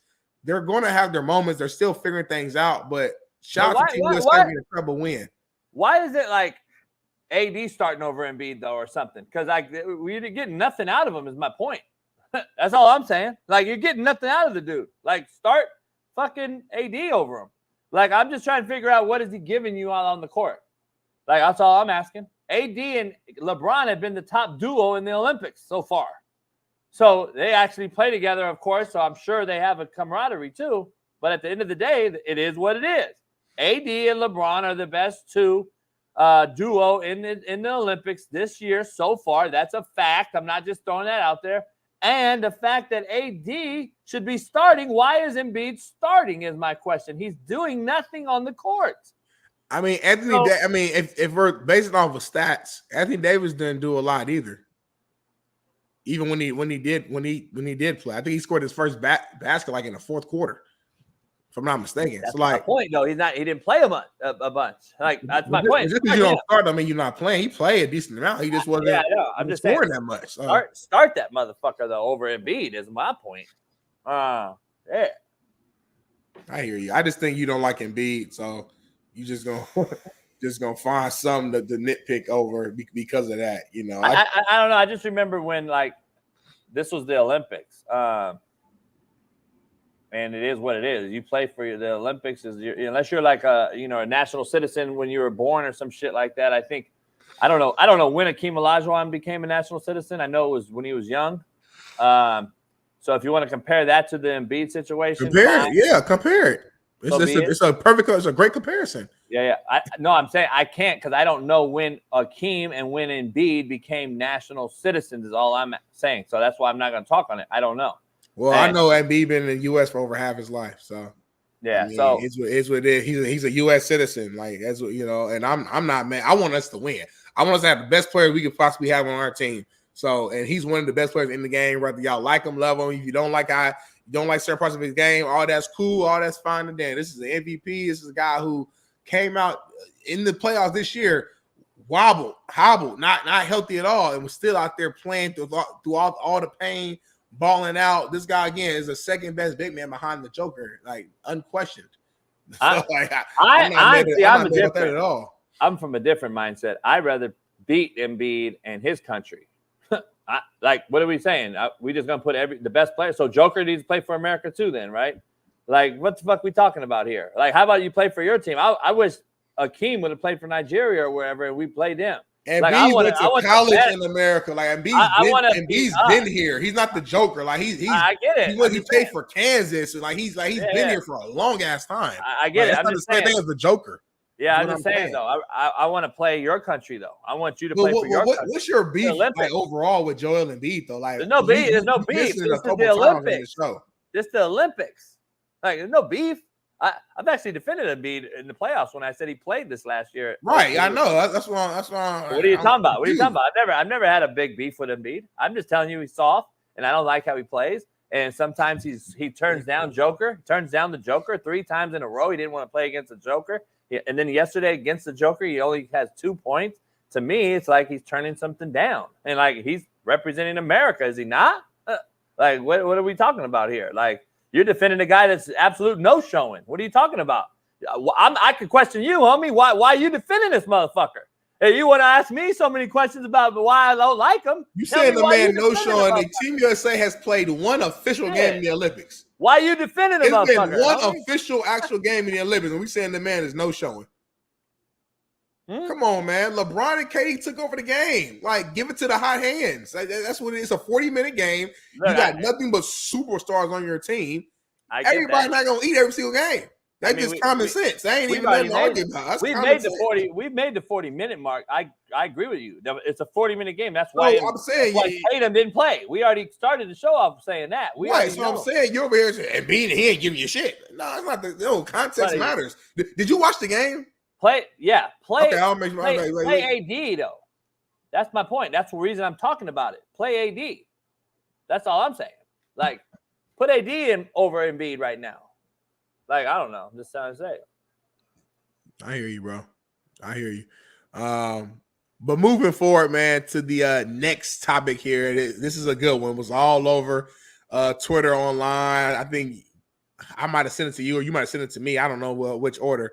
But before we do that, it is Monday, right? Oh, we got it. Monday at 7:30 a.m. Pacific time, we have a special guest that typically joins the show, another QB guru, Super Bowl champion, guy who played at the highest of highs. The one and only, my brother Shaun Keynan is in the building with the Tampa Bay Bucks cup, I think, in the Arizona Cardinals shirt. He don't know what to do. We talked about loyalty earlier on this show. Ain't no loyalty in sports. Never has been, never will be. What's going on, Shaun? Called paycheck loyalty, baby. Got paychecks from both of those companies. Yes, sir. So get them a little free marketing today. USF, Tulane, IMG. Well, understand this. I'm a hometown kid. Lightning, Rays, Magic, Bucks. No heat. I'm hometown too. I said Tampa. My fault. Yep. Orlando Magic, baby. Hey, see, that's the thing. See, Florida's a little different. Like here, I'm LA. So like, I'm Lakers, I'm Rams, I'm Dodgers, and I'm Kings. Don't mention the Clippers around me. Don't mention the Angels around me. Don't mention the Mighty Ducks around me. Don't mention the Padres, the Giants. See, it's like different. It's different how we're separated, I think, compared to Florida. The problem is the Clippers are LA. I've never understood why like people from LA don't like the Clippers at all. I never understood it fully. I understand like they started off, I think, in like San Diego or whatever, but the Lakers started in Minneapolis, I think, right? So like if that's the case, we can make an argument for both sides, but nobody has ever liked the Clippers from here. I never understood it. Yeah, because they're garbage. They're a JV team. They've never won, Smitty. It's not real hard. Like this was a Lakers town from the jump. Like the Lakers were here. They came here first. It was way back. They got going right with Wilt Chamberlain, and they started to become the Lakers franchise that's the great. The Clippers never done that. But let me ask you this real quick, and we'll move on. We'll get back on topic. But I've asked some Lakers fans this before. I'm a Lakers fan, but I'm a transplant Lakers. So I'm different, right? So I've asked LA Lakers fans, right? If let's say the Lakers are having a bad year, let's say the Clippers actually go to the finals, will y'all support the Clippers in the finals? Not no true Laker fan. They better not. But okay, but I'm saying you from LA though, right? Hell you from LA, the Lakers are not in it for whatever reason, but the Clippers are. The Clippers are playing against the damn Miami Heat. Are you not rooting for the Clippers to win, like for the city? No, hell no. See, true LA fans will true LA fans will root against the Clippers against Miami. That's what I'm saying. Just I'm just saying, if you're a true Laker fan, homie, the Clippers are not part of LA to you. They're not. They're nothing. They're they're a fucking JV team. They don't belong in the same place. Get their asses out of here. Get their fucking weirdo asses out of here. They've been scrubbed. I believe they're like the witch. What do they call it? Bruja or whatever. Like they're the fucking curse to the NBA. Every time the Clippers have a good ass team or they put on the front of a video game or something, the motherfucker gets hurt. Benoit Benjamin, fucking Danny Manning, fucking Ken Norman. I know basketball enough to talk about the history of these motherfuckers. I can go all the way down to Baron Davis. I can go all the way to fucking Stanley Roberts. I can talk about the Lakers, the Clippers, like I can talk about the Lakers. Clippers have had so much damn talent over the years. Guess what? Livingston, who balled out for the Golden State Warriors when they won a couple titles, broke his leg with the Clippers. That was one of the best high school players ever to come out of high school, period. This motherfucker first week on the job for Clippers blew his shit out, never was the same. Like, the Clippers are a curse. Get their asses out of LA, homie. They're fucking off the Lakers' other rings. Shout out to New Orleans. And let's move on to some NFL, man. Some quarterback talk. There's a little bit of controversy in New York. Apparently, Aaron Rodgers and Garrett Wilson get into a little argument on the sideline of Jets training camp, and this clip was viral everywhere, man. Everybody take a look at this. You see them going back and forth, having a little disagreement. I think it's nothing. Me being a former athlete myself, understanding this is camp. This is the time and the moment in which these conversations happen. But let me ask you guys this. Is just something or nothing? They dapped up at the end of this. Thank you. Before Shaun comments, can I say something? Shaun came out the other day. We were talking about specifically some similar rhetoric. And the rhetoric context I'm using and referring to is this. These young cats have no fucking respect for older cats, period. There shouldn't even have been an argument right there. It's fucking Aaron Rodgers, homie. It is what it is. Say your shit and move on. This was too much of a discussion. The young generation and Smitty and these cats all think everybody's on an equal playing field and shit. I'll slap the fuck out of that shitty-ass wideout. That bitch, shut your ass up. Garrett Wilson? Yeah, fuck yeah. He's second-year rookie, second-year fucking player. I don't want to hear about all that. I'm going to be clear. You said the shit out of receiver Garrett Wilson. Okay. By the way, what did he do last year without Aaron Rodgers? Nothing. Let's keep it real. What did he do without Aaron Rodgers, homie? He maximized every opportunity he got. Put it like that. Nothing. He maximized every opportunity that he got. No. You the man, homie. What did Devontae Adams do? He maximized every opportunity he got. What did Devontae Adams do without Derek Carr? Bald. Still bald. By the way, still bald. Still got his numbers. What did he do without Aaron Rodgers? Well, JB, calm down. I'm tired of these young ass. Hey, JB, he was rookie of the year before Aaron Rodgers got there. So, yeah, I think he's good, no question. Yeah. But he's gonna need Aaron Rodgers. Stop. People just don't. Shitty though. It's too late now. He gonna need Aaron Rodgers. You know damn well he gonna need Aaron Rodgers. Hey, here was the conversation. Rodgers say, "What are you doing?" Garrett Wilson say, "I'm doing this." Rodgers say, "That's not what to do." Garrett Wilson say, "If your ass would have been here for minicamp instead of riding camels in Egypt, we could have worked on that then." So suck it. And that's where the respect factor loses, right? That's where the respect factor is lost. That was to my point. That was to my point you made a couple weeks ago when Smitty and I were in the studio about these cats they talk to cats any old way. You got older cats in the locker room, kind of. I think Tank mentioned it, like cats in the locker room that are older are like, man, there's no more hazing the young kids. Everything's like, you know what I'm saying? It's all changed. Like these cats are on the same playing field because they made money in college. They're making big monies right out the gate. So it's like everybody's on the same playing field. And I'm just like, I just don't see it. To Smitty's actual question, I don't think that was the issue. They dapped it up at the end. And now I don't know if Smitty has the context of this argument. I agree with Smitty. It's not a fucking big deal at all. Number one. Number two, I just want to be clear. From what I understand and talking to Jermaine and a couple guys, Garrett got into one of Aaron's homeboys prior in a drill. And I don't know who his homeboy was. Somebody on the team, obviously. So Aaron was defending the older cat, his boy. And I don't believe Randall Cobb retired, right? Yeah, I don't think he's there. So it ain't Randall Cobb. Is it Mercedes Lewis? Is he still around that motherfucker? Who's the OG that's Aaron Lazard? Oh, Lazard maybe. So he got into it with somebody. And apparently that is what stirred this thing right here. So now, all I know they dapped it up at the end. So, yeah. I don't think there ever gonna be a major beef going on. I just think Aaron's telling this motherfucker like, if that was the case, now Shaun, now you gave us your take on what happened. Now give us your take with the new context. I just think they actually were discussing like a coverage or something, like what Aaron's seeing based on what his safety was aligned and what the corner was doing. It looks like that's what he's talking about. Because I'd imagine that there's a lot of variance with those routes when you're playing with Aaron. Like, even if it's called a dig, if you get, like, some kind of trap coverage, it could turn into a go route. Like, they're not stuck into the play. So I think that's what he's trying to tell him. Like, when you see this leverage or this body posture, like, converted or something like that. You get one high outside corner leverage. Right.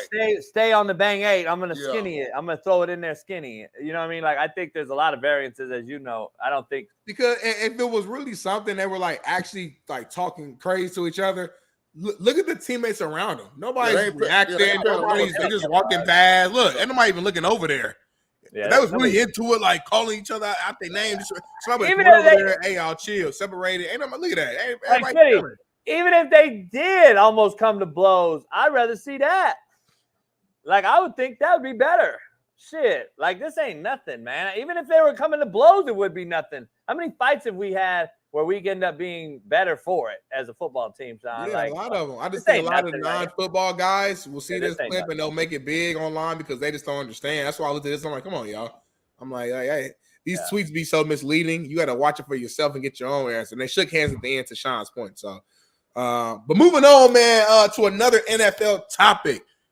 We talking about money right now, and another player that's got paid the bag. Packers extend Jordan Love to a 4-year, $220 million contract, Shaun, which makes him the highest paid QB in NFL history. Was this the right decision by the Packers? Do you think Jordan Love will I guess is worth the money? What's your initial reaction to this? Big time money, Shaun. Listen, I am ecstatic for the Jordan Love family, all of them. Yeah. I mean, can you imagine the feeling of signing your name to $220 million over the next 4 years? Put this in contrast. Chills. When we signed Brad Johnson, it was 5 years, $25 million. This boy just got 4 for $220. My only issue with this is NFL got to figure this out. I'm a big Jordan Love fan. I think he's going to be great. In no world should he ever be signing the largest quarterback contract ever. Not when two-time MVP signed his deal in the last 3-4 months. Not when Joe Burrow signed his deal. Like, come on, man. Like I told you, I guess that's why Jerry still ain't signed Dak. Like, just put it, like, I'm happy for Jordan. I hope he gets every penny. But just think about Jordan Love being the highest paid quarterback in NFL history. Just think about that for a second. That might be the most ludicrous, like, paragraph I've ever read in my life because of that one line. And just right before him, we saw, Tua had signed, right before that, he signed the largest 4-year deal. I think he's making 53.1, which makes him, he was number 3 at the time. He's number 4 now behind Jordan, Burrow, and Trevor Lawrence as far as annual pay. But prior to this contract, he had signed the largest 4-year deal in NFL history at $212. And to your point, man, I do agree with you. It's like two things can be true, right? I always say that.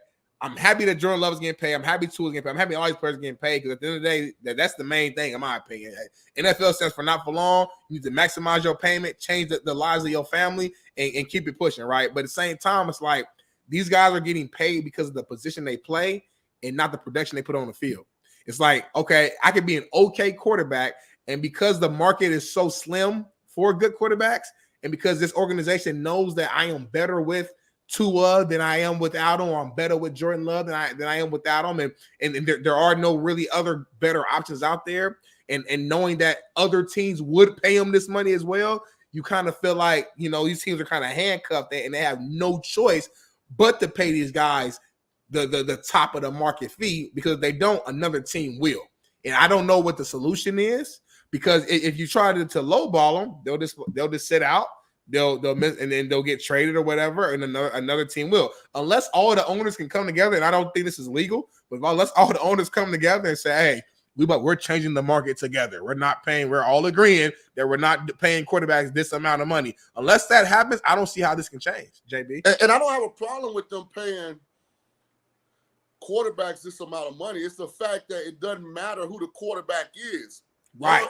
The way it's going, you just got to be up for a new contract. Yep.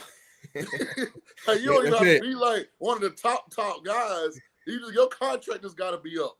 Hey, Shaun, as long as you're a starter and just make it to that end of that rookie deal, you're getting paid. This is what it is. Yeah. JB, what's your thoughts, though? Look, I wouldn't have paid him that money right now, but I don't disagree either. I mean, it is what it is. This is the market. Like, we've been talking about this for months. I mean, it is what it is. I would have loved to see him play one more year on a prove-it deal, but listen, it is what it is. I just hope he doesn't get hurt. Knock on wood. I would never wish that on my worst enemy. And then I would love to see him show me another consistent year. He just played 1 year, fella. Let's not act like he's Aaron Rodgers. So, listen, it is what it is. Aaron even shouted him out, highest paid player. 1 year playing, and you're the highest paid player ever, Shaun. But JB, even if he came back and threw for 4,000 and 30-plus touchdowns again, to be the highest paid quarterback ever, think about that. We're talking about more than Peyton, Brady, Breeze, more than current guys, Josh Allen, Patrick Mahomes, Lamar Jackson. Like, we're talking about ever. Like, that's a ludicrous market the NFL got going on at quarterback. You know what's even more ludicrous, right? To me, it is what it is. There's nothing we can do about it. All you can do is talk about it and talk about it post history, post fact. Dan Marino made $51 million in his career. This dude, Tua, just made $212 million and hasn't even busted a grape in a fruit fight yet. Imagine the slap on Dan Marino's face for being that great. But it is what it is. This is the time we're in. Like 51 million, Smitty, and that's with isotoner, Shaun, isotoner gloves and everything. The Christmas commercials, and we used to love Dan Marino isotoner commercials. You guys are too young for that. This motherfucker just made $212 and can't get the ball to Tyreek Hill over the fucking safety. And we're talking about paying a guy that much money. So that, to Shaun's point, the reason I said that is just it's ludicrous market we're in.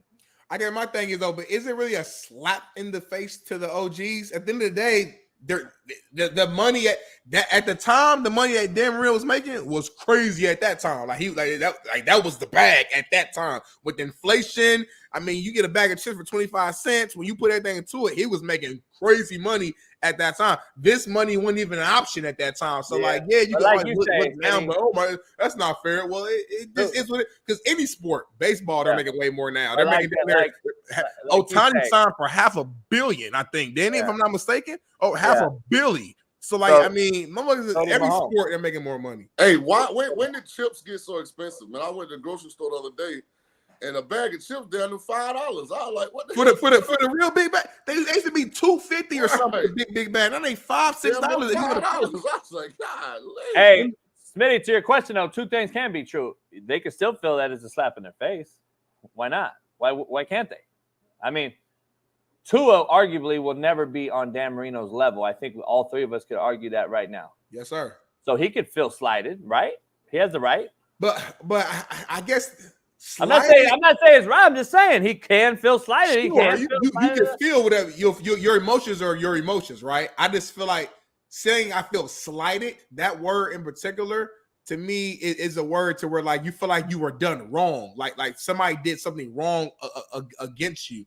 To me, I don't think this is the example of that. This is just an example of the NFL is making more money. There's bigger TV contract deals. The inflation is higher, so the dollar isn't worth the same. Which means you have to pay more, and the market just continues to increase. As the NFL makes more money, there's the salary cap goes up. There's more money to spend. I don't think it's like a slight. Like you might feel jealous, maybe that's a word. You might have an envious feeling, but feeling like slighted is like I feel like I was done wrong. Like you know what I mean? Yeah, I agree. I hear you.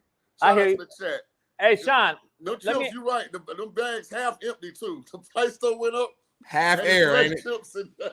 Hey, Shaun, let me ask you a question. Former NFL quarterback that Sean Salisbury's gonna come on the show tomorrow. I hung out with him. He's about 30 minutes away from me right now, out here on vacation in Palm Springs. Him and his girl and their dogs. He's gonna come on the show in the morning. He's undefeated versus John Elway in his career as a starter for the Vikings. He beat John Elway twice. He beat him in college, USC, Stanford. He's undefeated versus John Elway. We talk about this all the time on the show. But Shaun, and we were talking about this and wanted to ask you this, and Shaun even said, bring it up with you. Do you see the ex-player more spiteful, not because the bag, I don't believe anybody. Sean King, Sean Salisbury, Jim McMahon. Nobody's hating on these cats getting paid. But do you think that they're spiteful for the fact the rules have changed so much along with the bag that they took all this life-changing hits into the face, into the chest, into the rules being changed to where they're catering to the Q? And then we watch the film and the Q can't throw a fucking hitch ball on time and he's not even getting hit. Like, that is where Sean Salisbury and the OG cats are really looking at it like, these cats getting this money and they don't even have to deal with shit we dealt with. Like, that is the question I have for you and Sean Salisbury's question to you. I mean, all the guys I talked to just look at it like, hey, man, our parents got together a little too quick. They could have waited about a decade. Man, you know. Because to your point, it is. I don't think the respect level is the same. That's what his like, point these was. young guys, like you should be doing that, buddy. I mean, everything is in your favor now. You should be doing that. So, and we got the lowest production in the highest fucking favorable situation for QBs. Yeah. Make it make sense. Like, it don't make sense. You got the lowest production, lowest statistics offensively, quarterback-wise. We were breaking this. We watched this. How many weeks, Smitty, last year, your first year on the show during the football season, were we sitting here like, God damn, the offense is horrific. We talked about it every week. I think last year was a little bit of an anomaly, in my opinion. I know you disagree, but I think last year was an anomaly. I don't think we're going to see that this year. We didn't see it the year prior to that. Last year was really bad. I don't know what. Last year was just weird. Like, every quarterback just was not good football across the board. I don't see that happening this year. We'll see here in a few weeks. But yeah, I mean, I don't look at production being overall dropped though, because we often come on here and talk about how you believe numbers are inflated because of the rules and because of this and that. But then we're also saying production is low. So I don't know. Listen, at the end of the day, I don't know the solution behind the quarterback specifically, but in general, money's gonna continue to go up next year. Look, Jordan Love won't be the highest paid, ever. It'll be somebody else. It'll be Dak now. It'll be whoever the next guy is who's owed money, and it's just gonna continue to do that. At some point, years ago, Jimmy G was the highest paid for a little bit. Like, it just every year it goes up, and we'll look at this contract, and this contract won't mean anything. We look at Mahomes' contract like, damn, the Chiefs got a deal. The Chiefs got a deal now because he getting paid 40-some a year, I think. So like, he's on a 10-year deal. He's on a 10-year deal, though. Right, I get it. I'm just saying, but I'm saying that's how we do contracts. So right now we're like, oh my God, Jordan Love. But in 2 years, Jordan Love would be like number 8 on the list. But to me, the shock value is not the amount of the contracts; it's the name of who's getting them. It's the only position where the player does not really matter. They're just paying the position. At receiver, only the top guys get the biggest deals. At running back, nobody's getting paid. At O-line, only the multi-year Pro Bowlers get the max, it's the only position where the player don't really matter. All you got to be is play quarterback and have your contract up, and you're getting 180 plus. Hey, Shaun, I started the show off with Smitty earlier about this. I think there's going to be an interesting dynamic. We've had all off season to get shit done, contract signed, sealed, and delivered, so these players can play with their QBs. Their coaches can coach them. They can build a camaraderie, as we all know how important it is in the locker room, and etc. And just pitch and catch, right, with the Q and the wideout, especially the big-time ones that are supposedly guys like Jamar Chase, who's sitting out right now because he wants a deal. And I'm just like, why do we do this when camp starts? What do you see a dynamic coming down the pipe here where one of these two guys, and I brought it up with Smitty, CeeDee Lamb, Jamar Chase, both want to be the highest paid receivers in football. One of them are going to sign and be the highest. The second one probably will be the second highest. Simultaneously, one of them's going to suck their teeth and be pissed off when they go back to camp. Does that affect the progress for a Cowboy team and for a Bengal team? Whoever is the second highest paid on this egotistical drive for money we're looking at. Do you see a big issue going on with that? Jamar wants paid. CD wants paid. I want to see who's the highest paid, and they're going to have to happen here in the next week or so, wouldn't you think? So camp can get underway. We're having the Hall of Fame games this weekend. I don't really know. That's probably more of an agent thing, JB. I mean, if CD gets 150 and Chase gets 151, like CD not gonna go back and fire his agent or tell the Cowboys he not coming to camp until he gets 152. I think for the agents, it's important because they want to be able to go to this next group of great receivers and say, hey, I got my guy, the largest contract for his position in history. Like, it helps the agent recruit more guys, but I don't care if I don't think CD and Jamar really give a damn. They just want to get paid. Yeah, that's a good point. Everybody's getting paid, man. And speaking of money, man, another OG, one of JB's favorites, Matthew Stafford and the Rams, they agreed on to terms on his adjusted contract. I believe he gets like an additional $5 million this year and then an additional $4 million next year. So not a new contract per se, but just a little bit of a adjustment there in order to keep him happy. Because prior to this, in camp. No, well, they got this figured out right before camp, but there were talks that he may not be there though. There were talks, so that's why they wanted to get this figured out prior to it. And this is a veteran right here. This is a guy that has been doing it for a while. I mean, Bailey's background said he was going to camp either way. I know maybe he wants to play. He's a guy who wants to play, but at the same time, we'll never know because they got the deal done. They got the adjusted contract done. So, any quick thoughts to this one? I was trying to look up what Stafford's contract is right quick. That's fine. Let's look it up real quick, man. Let's look it up real quick.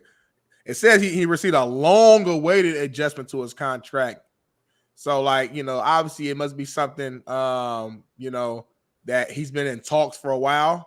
I don't know if he felt like he took a discount maybe to get here to win that Super Bowl maybe, and now he feels like, all right, Aaron is gone, some of the Ramsey's gone. All right, let me go ahead and get paid my money now because the team is really on his back for real now, like fully to me, in my opinion. Like he's the guy now, fully. So, I was thinking about this and we were talking about these new deals. I think the real question is some of these established guys, do they go back to their team and say, hold on a second. Right. Hey.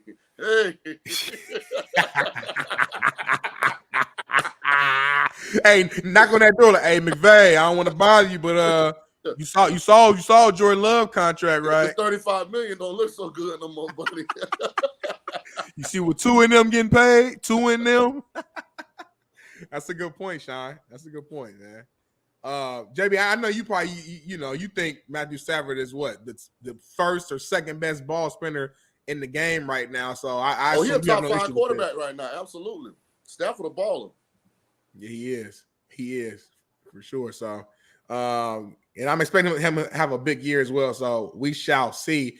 But let's transition a little bit to some college football. I know we were talking a little bit of college earlier today. I think Bailey has a list, an interesting list. It's the transfer portal QB passing touchdown leaders list. My guy Jordan McLeod. What's up, baby? That's your guy right there? Yeah, I recruited him to USF. Got you right here. Okay, so I guess he's leading the pack in terms of transfer portal QB touchdown leaders. Dylan Gary was at number 2. Any shockers on this list at all? Any shockers that stand out? What this is? I don't get this passing touchdown leaders. These are transfer portal quarterback passing touchdown leaders list. Bailey, jump in the background if you need to add some context to it. Okay, this is a list from quarterbacks who have entered the transfer portal and are on new teams this year. This is their passing touchdowns from last year. So from last year. Yeah. McLeod threw 35 touchdowns last year. No way. Pretty sure. Yeah. He was at James Madison. He was James Madison's quarterback. I'm pretty sure he balled. They didn't throw the ball like that, though. Hey, Bailey, look that up.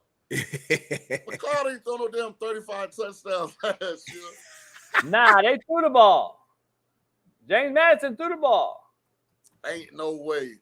Yeah, I'm pretty sure they did. 35 and 10. 35 touchdowns, 10 picks. For real? 3,000, unless I'm McLeod, right? Right. He was at James Madison last year. Yeah, James Madison threw the ball, Coach Shaun. I'm pretty sure. Yeah, he was 3,657. Unless I'm looking at something wrong. Damn. All right, little bro. Okay. Jeez, you over here shocked. Hey, where's he at now? Where's he at now? He's at Texas State, right? Yeah. Yeah, Texas State. Why you go James Madison to Texas State? Because James Madison coach left. I get it, but I just don't get it, dog. Like Texas State. You gotta go. You gotta go where they want you, though, too, JB. If the coach leave, if JB recruited me and promised me all this stuff, and I came here to play under you, and then you leave me for the next best thing.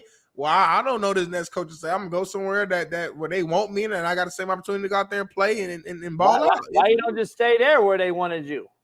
Well, because the person who wanted me was you, and you left. You But lied. how do you know the new guy? So you're gonna go play for the new guy don't want me. A lot of times, new coaches start coming with their own scheme, their own little regime, and they don't want the guy. They want a guy who's 6'5". They want DNs who are 6'5", 220. They don't want the Smitties who are 5'11" and 285. They don't want those guys. Hold on. So the new guy don't want the leading touchdown thrower in the country. He may not, or maybe his scheme don't make sense for me, JB. JB, why are you belittling the impact of a good head coach? Like, let me ask you. You guys something. matter. I want you to just make it make sense with Shaun for me, because I always got to school you on little things like this sometimes. Make it make sense. So you saying he don't want to play for the new coach that's coming there, correct? So you just said, right? That's what I said. Is he not going to Texas State to play for a fucking new coach? But we don't know the relationship, JB. We don't know if that guy recruited him out of high school. Like, we're making assumptions right now. We don't know any of that. No, so what? My point is, why would I move across the country? I just stay at James Madison and play for a new coach. Why I gotta leave? That's the problem, dog. We just want to leave just to leave. Like, this shit is crazy to me. Just stay there. Unless you absolutely just, this guy just came in and said, you're fucking sorry. You're I know you led the country in touchdown pass, but you're fucking sorry. Like, come on. I don't see it. If a coach leave, I think players got the right to leave. We'll never agree on that. If the coach leave, I can fucking leave. I've said that. So that's where I'm at. So I've never said that. You're wrong. I never said that. I said that the whole Temple team should have been let out of their scholarship when Manny Diaz fucked them over and left after 2 weeks. I said that. I've been saying that forever. We on the same page then, partner. But here's the point. I'm asking, as a developer of men, and I want to see quarterbacks be better, why do I have to worry about moving up all across the country when I can just stay here and play for a new coach? Same coach. It's going to be a new coach regardless. I already know this city, this town, this system, how shit moves around James Madison. Like, in his defense, that is Ray McLeod's brother too. They're both from Tampa. Really good. Okay, I know that. Somebody in the chat. In his defense, when I talked to him, because I thought he was going to Tulane, because he had called me, and I guess Summerall decided to go with the kid from Oregon. But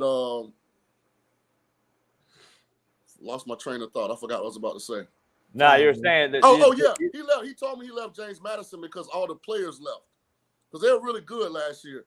And he said when the coach left to go to Indiana, a whole bunch of their best players transferred out. So he didn't want to stay on a bad team. I respect that.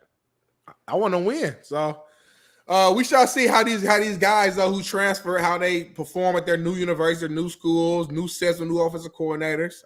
Hey, shout out to Buddy that's at Texas State too. He one of the up and coming guys. The head coach at Texas State. He's a good friend. He's a good dude. CJ Jenny, is that how you say his name? Yeah, he's a good dude. So is the guy at UTSA, by the way. He was a running back coach at Arkansas. He recruited Raheem Boyd. He coached Raheem at Texas A&M. Then he went to Arkansas, and then he got the head job at UTSA. Jeff Traylor? Yeah. Traylor's a good dude. He's actually a good dude. Players coach. Kids love him. He's actually a good recruiter. He recruits in heavy Houston, Texas boy. He actually is doing a good job at UTSA, too. He's another guy on the rise that'll probably get a big-time job in the next UTSA now and Texas State, Shaun. It's funny how we're just segueing this, but Texas State wasn't too long removed to D2 school when I was coaching. Same with UTSA. Larry Coker goes in there and builds a program without having football for 2 years, as he has to build a JV team up. And now they're a team that's, you can argue these teams are no longer like what we used to call the group of five and these mid-majors. They're actually in the hunt now and could be at a playoff consideration. James Madison's, the Gulf Coasts, or what's the other one in South Carolina that did well under Chadwell? Coastal Carolina. I mean, just look at it. Like, you got these teams now that are all Liberty. You got these schools, Appalachian State. You got these schools that are possible playoff teams, right? That's true. That's true. Tulane definitely going undefeated again in the playoffs. Well, not a yeah. Anyway, we're gonna end off with some college football here with Shaun. John, he can say anyway to you, but he could talk about Ball State all goddamn day. Right. I ain't said nothing about Ball State today, but since you brought him up, man, chirp. But we were talking about potential college football playoff. And we got a QB from Tampa, I think, as our starting quarterback at Ball State, by the way. So make sure you respect us and treat us the right way. You know whose son that is? Who? What's Kenny's last name? He played quarterback for the Hurricanes, for Miami Hurricanes, and he played baseball. Damn, what's Kenny's last name? Y'all quarterback. God, Kenny. dang. I can't remember nothing. Let me see. Eccles? No. That's not a linebacker. I'm sorry. No. Damn, what's his name? Kelly? Kenny Kelly. Yep. Kyle Kelly. He's from Tampa, Florida, 6'2", 210. Yeah. Crazy athlete. His dad played baseball out of high school and then went back to Miami on one of those deals where the baseball team pays for the scholarship. Got you. He started at quarterback in Miami. Got you. All right. Well, listen, I'm just letting you. I'm glad that you're aware that one of our Cardinals is from your backyard, your stomping ground. So I'm assuming you'll be supporting him in this season at Ball State. But moving back to I ain't NFL, got no smoke against Ball State, man. I'm making sure because you said some crazy stuff about a month ago. Did it feel like a college football game when you're playing on a Tuesday? Listen. I got a sore spot in my heart for college teams that got a track around their field in their home stadium. So good thing is we don't have one around our field. We don't have one around our field. It's a down the block. Pull up a picture of Schumann Stadium when you get a chance, Bailey. Pull up Schumann Stadium when you get a chance, Bailey. We're gonna end it with that. Man, we don't want to see that shit. That's like a fucking We do want to see a beautiful Schumann Stadium. Beautiful Schumann Stadium. High school field. Better than your JUCO field. Anyway, moving to back to NFL here. Bo Nix was seen throwing a touchdown pass to Greg. Is it Docic in Broncos training camp?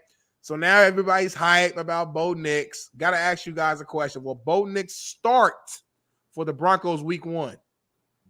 Why not? I mean, they ain't got nobody else, right? I mean, they ain't like he competing against Elway or somebody. Like, why not? That's real. I mean, who's all there? Is him? It's who's buddy from last year? Jared Stidham. Yeah. And then you got Zach Wilson, JB's favorite guy. Yeah. JB, you're kind of high on Zach Wilson, though, right? Like you think he might actually bounce back and become the starter there in Denver? I mean, I think he's talented, just like Sam Darnold, Daniel Jones. I think they've been victims of horrible organizations. That's all. It is what it is. I mean, I hear you. It didn't sound confident right there. Hey, Shaun, real quick while you rub your eye, I don't know if you got Vegas salt in your eyes or what you got in your eyes, but Breaking news, fellas. The Lions have extended their superstar left tackle Taylor Decker to a 3-year, $60 million extension. Yeah!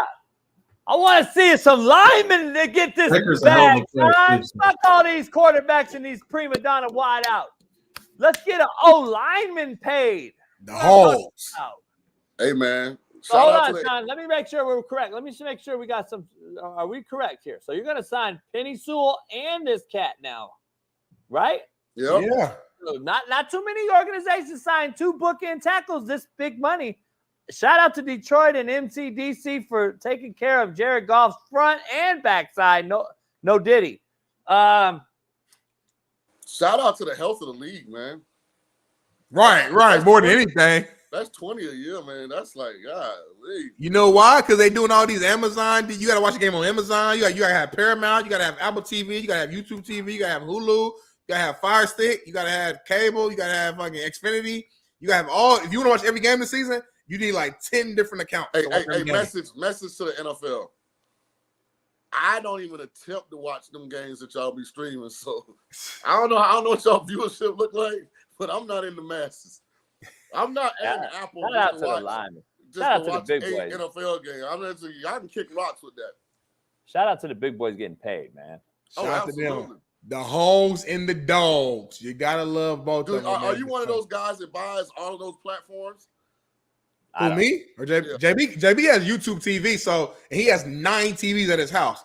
So he'll have like different games on different TVs. For That's sure. what I got. You're YouTube to TV. me, homie. I got 12 TVs. Sorry, I apologize. I apologize for offending 12 Hey, TVs. say it right then. 12 TVs at his house. I apologize. I 12 got TVs. YouTube TV and I get NFL the NFL package.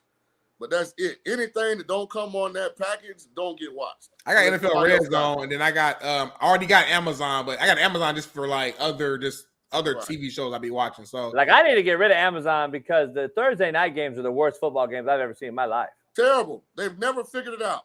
NFL Network, ESPN, NBC, they've never figured out how to make Thursday night NFL. That's why I sympathize with schools like Ball State. They play all their games Tuesday to Thursday. Hey, you know what the thing is, Shaun? If they haven't figured it out, isn't that a telltale sign that maybe the players don't want to play Thursday night because they just came off a Sunday game or a Monday game or they got to play again? Maybe, especially during the holidays when they're playing Sunday and then Thursday for Thanksgiving and then Sunday. Come on, man. Maybe they don't want to play. Like, have you figured that out yet, NFL? Yeah, I can do without Thursday night football, I'll be honest. Like, I don't know why it's not. I just wish they would leave that for college. I wish college had too. a marquee game on Thursday. And I'll be honest, even what I hate even more, Shaun, is Friday night college football. Yeah, they need to leave Friday for date night. They break up a lot of marriages in America during football season. I mean, to be honest, isn't Friday Night Lights a high school American themed thing? Like, why would you fuck with high school football on their night, on their given night? Why would you mess with high school football to put to put fucking San Jose State versus Nevada? Right. And then come on, man. I hate that shit. I think high school kids get screwed over on that. And I don't know. That's just me. Shout out to the MAC, maybe Tuesday, Wednesday. Every Saturday, a couple Tuesdays. That's the worst fucking football, by the way. For the holidays, we do it. I watch fucking Toledo and Miami of Ohio and Toledo on Tuesday, and then I got to watch fucking Miami. Then I got to watch Ohio University's Bobcats play goddamn Ball State. Then I got to watch fucking shit is horrible. Hey, JB, and Poe babies, when it get cold, it might be 150 people at the game. It'd be exactly. Yeah, fucking sense. Shit's horrible. It might be 15,000 at the game, depending on the year. And then I get to watch. Then I get to watch all my brothers at Ball State, all my ballers, man. Willie Sneed, my brother Keith Winning, my brother Quake, Jay New, Jonathan Newsom. We had on the show JB Love, Nate Ollie, Dolls, who I played with, Sold Out Crowds, who I played with. Hey, big time game teams that would destroy either of your teams. Boy, stop. Hey, Shaun, then it gets to like the end of the year, and then it's like, oh fuck, we're getting towards the holiday season. It's getting close, and then the big game that week is the Akron Zips versus Northern Illinois. I get to watch that game. Fuck out of here with that shit. All I know is NIU and Ball State played each other. I want to say it was my sophomore year, 2013. We were both ranked top 25 in the country. Go look it up. It is what it is, man. I don't know where your JUCO team was ranked, and I'm not sure where that team. What school you play for again, Shaun? I forgot the name of the team you played for. Was that Larry English on that NIU team? What's the team? What's the teams you played for? Was that Larry English on that NIU team? The DN? Larry English, he might have been on that. They had Lynch at QB, who was a Heisman candidate that year, who they ended up playing, I think, who they played in the Orange Bowl that year?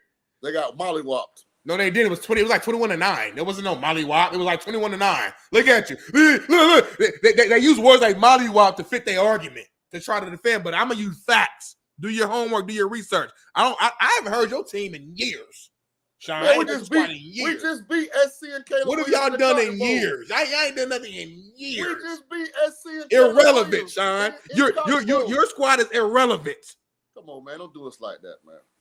Listen, man. Hey, any final thoughts, man? It's fight week. We got Terrence Crawford, Madrimov. You got money on the fight. It's a superstar crowd.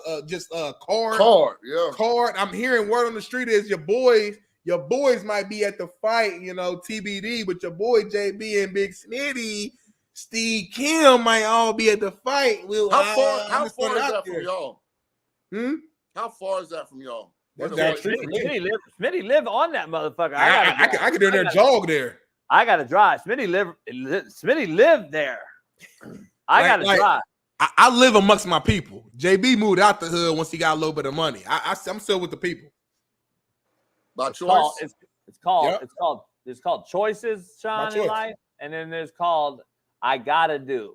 I just don't want to hear all that gangster shit then no more because you left that shit. You left that shit because you weren't comfortable in that shit. So I don't want to hear all that gangster shit no more on this show. How many rappers? Where do you think Snoop lives? Shaun, Snoop lives east side of Long Beach. Let me know your thoughts before you go out here, man. Big time fight. What you thinking? I mean, it's probably the best boxing card in a long time. I mean, Jared Anderson. Who fight? I don't even know who's fighting. I don't even know. I'm just gonna go there, sign some autographs. I'll have some hoes. I'm not really going there. I'm not going to see no fight. Go ahead. Autograph. It's two legit heavyweight fights. Big Baby's fighting the Hispanic dude that knocked out Anthony Joshua. I think Jared Anderson's fighting Martin Bacoli. Yeah. Andy Ruiz is fighting Gerald Miller, I believe. Yeah, that's Big Baby. Isaac Cruz is fighting Jose Venezuela. Yep, that's gonna be a good fight. And then Crawford and Majumar. Yeah. Terrence Crawford and Israel Majumar, who's a beast. It's a good. I mean, of course, I think Crawford gonna win. I think the rest of those fights are 50-50 fights, which makes them interesting. Jared Anderson probably a favorite. I don't really know that dude he fighting, but it's gonna be a great card. I'm looking forward to watching. I mean, obviously the main fight's the main fight, but I like watching Isaac Cruz, man, because he fights. Like whether you're a fan or not, he's a tough guy. He's gonna fight. I'm looking forward to just seeing that match. I think that's gonna be a good one. I might go to Winnable, put some money on this, man. Last guy to go to distance with Tank Davis. Yep. 100%, man. JB, we got to go to Winnable this week for sure and put some big time money on this fight. We can't give it away for free. You got to go to Winnable to get these picks. Hey, Shaun, what you think about the player that got caught with the trans that owes $15K? I missed that. What happened? Smitty loves my transitions. I just forgot that he loves I missed that.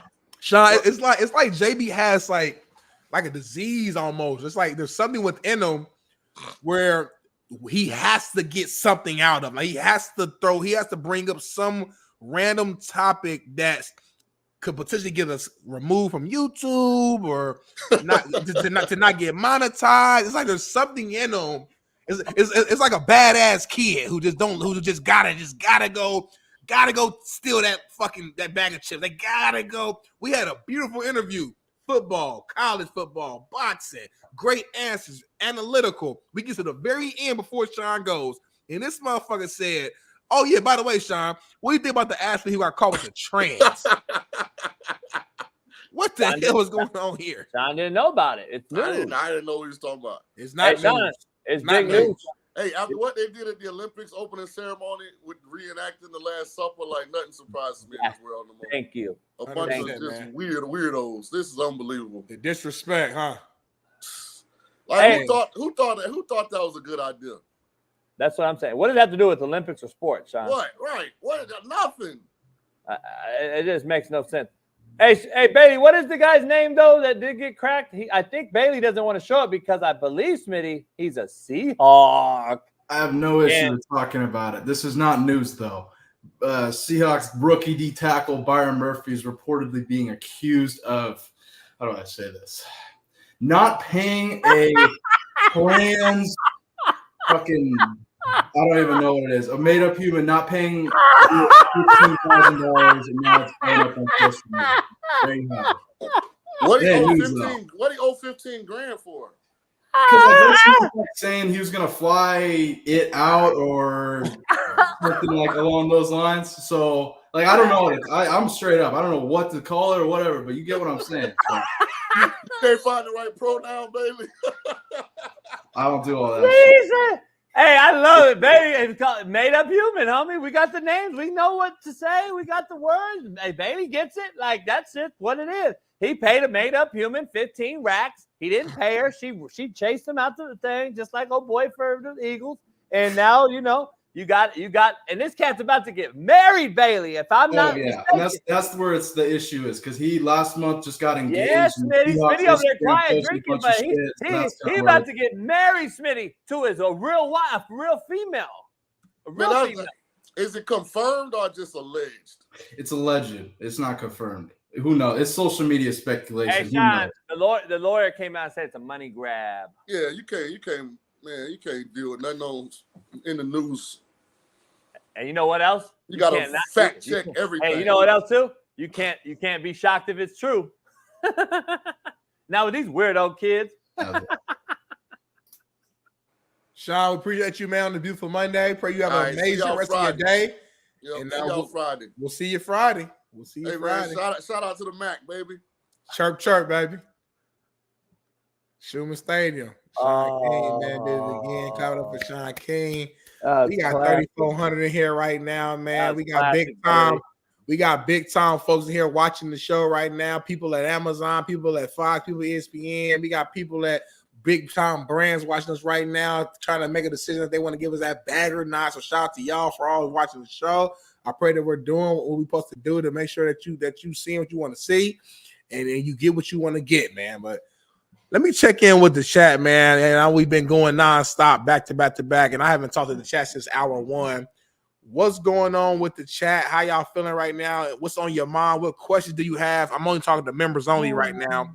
Jared, Ron, Dan Rafferty, Cassie Gordon, obviously Wido, only the real, only members only, man. What's going on? What's on your mind right now? We're trying to give y'all a quick 5 minutes, man. 5 times with 5 minutes with JB and Big Smitty. How y'all feeling right now in this current moment? What's on your mind? What up, Jared? D. Jones?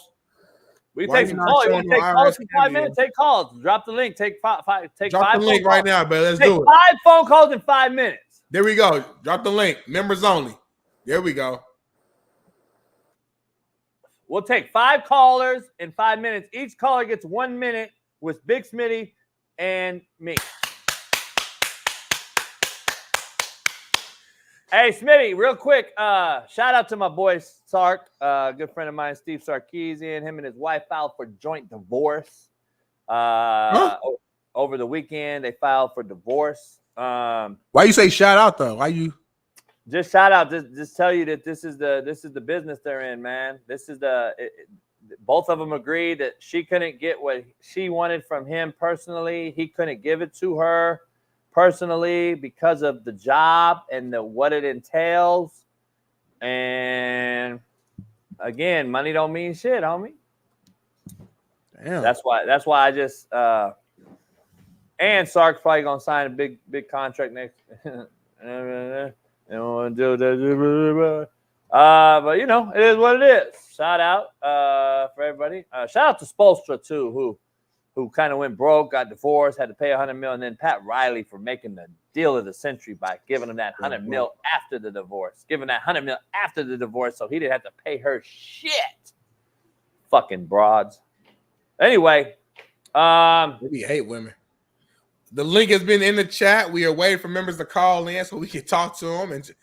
But in the meantime, while we're waiting on the members to call in, JB, how was your weekend? I saw you went out with one of the homies. You was out like really out in the mix, and that's outside of your character. You don't really leave the house. I almost had a choker essay because my homeboy Dave Bone got bumped them and shit. I was like, oh my goodness, we're actually in a nice white area too. But there was some brothers and sisters in there. But my boy owns this spot on the beach in Newport. We went down there. I told my boy Dave, meet me down there. We chopped it up. We ain't seen each other in a minute, and that's all we did. And cool little environment. That's one of the best little spots in LA or in Cali, man. It's a cold spot. I'm not gonna say the name, but it was a cold spot. I'll take you one day if you're deserving. But it was some bad ones in there, though. I'm gonna tell you. God damn. But you had no play, no numbers. I got 3 numbers. No, you didn't. 3 numbers. Do you remember when that was a thing? Are you too young to know that? Stop playing with me, JB. No, because you grew up in the social media era, though. No, I didn't, bro. Social media, MySpace didn't have it all like 13. Dumb or retarded or what? How dumb are you fucks in the chat? We put the link 27 fucking times. Now nobody knows where the link is. Nobody's called in. That's why we don't take call in. You fucking pussies don't want to call in. Sorry, fucking pussies. Always want to bitch and moan, but never want to call in when we give you the opportunity. Fucking soft asses. Yep, I agree. Chirp that bullshit, homie. The fucking link's been in the chat for fucking 20 minutes. Not one call's come in. soft motherfuckers. You guys will never get an opportunity ever again to call. You miss out. Soft pussies, man. Opportunities don't come to you daily, man. They don't come to you all the time. When the opportunity comes to you, that's when you call in. My brother don't call in. I know F.A. don't call in. He always been calling in. One real one. That's fucking Smitty's homeboy. One motherfucking member. And he don't count. Like F.A. don't count. F.A. he the homie. Like that don't even count really. Man. You know what I'm saying? Like with that. Hey, JB, cuss out F.A. real quick for no. Just cuss him out real quick. F.A., why the fuck is you calling in, F.A.? You know damn well you should have took up some other motherfuckers' call and called in over these other motherfucking soft asses. They should have been calling in. Hey, man. That ain't got shit to do with me, man. That's on them. That's on Smitty, them. take some calls. I gotta take this call. Take some calls. Hey. What's going on, my guy? Hey, people don't support. Everybody talk about support until it's time to support. Right. You know, everybody want to show love until it's time to show love. Uh-oh. Breaking news. What's going on, Bailey? Breaking news. What's going on? Oh, damn. Eddie, mini fucking weather. Why you not at work, Eddie? I am at work. What's I'm at work right now. Eddie on. I'm on the clock. You on the clock. Don't get fired for calling in, Eddie. It's the popular Eddie. Yo, what's up, man? I was trying to let y'all know, man. I had a hard time getting the membership. Y'all thought I was like one of fake Eddie, but nah, this me. It's the real Eddie. So JB told me that you applied or you paid for a membership like 7 times in a row, but like it didn't let you do it. Like what happened? Yeah, he wasn't trying to help me out. He said figure it out, but I paid like 7 times. I couldn't. I was trying to get membership so I can call in and stuff. I didn't have about the Prescott and all that, man. Y'all be bashing our team, man. The Cowboys. Not bashing. I'm gonna tell you straight up, man. This is it for the Cowboys. If you listen to Jerry Jones' press conference, he basically said, "Listen," he said, "I'm all in," which means y'all got to nut up or shut up. If they don't make an NFC Championship game this year, Dak is not getting paid. He's out. I don't know if they probably got to pay CD Lamb. I would assume so. Who's they running back? They got Zeke back as a starter. Ooh. Yeah. I ain't gonna lie, man. I'm kind of hoping they do bad this year so they can draft the Sanders boys, man. I ain't gonna lie to you. So I'm not expecting you want them to do the draft either the quarterback. I'm sorry, so it's like I'm not really. You don't even know his name, Eddie. Shador Sanders, man. Oh shit! But Eddie, get your ass out of here, Eddie. Eddie, take your ass out of here, Eddie. JB, why didn't you help Eddie become a member? Yeah, he told me I'll figure it out. I'm in Lincoln Heights right now, man. I'm in Lincoln Heights, man. Lincoln Heights. Yeah. SA. I used to teach there. Go by Sacred Heart High School. I'm a legend there. I used to teach all girls. You know, legend. All girls. Eddie don't need to go over there by all girls either. Eddie, go back to work, my guy, man. Listen, your Cowboys will be 12-5 this year or 11-6. They will get eliminated in the first round of playoffs. Dak will no longer be a Cowboy. You guys will reset. That's what is going to happen, All right. man. Although I just want to ask Coach JB, something like you talk about nuts and guts.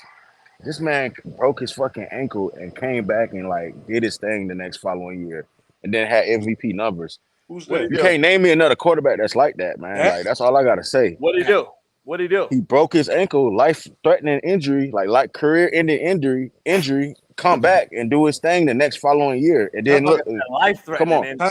Yeah, His shit was hanging. You know what he did? He got his ass beat by Jordan Love. Good job, homie. Good job. I'm just saying, man. You talk about nuts and guts, man. You just gotta just look at it, come on, man. Like you talk about it and hey, come on, man.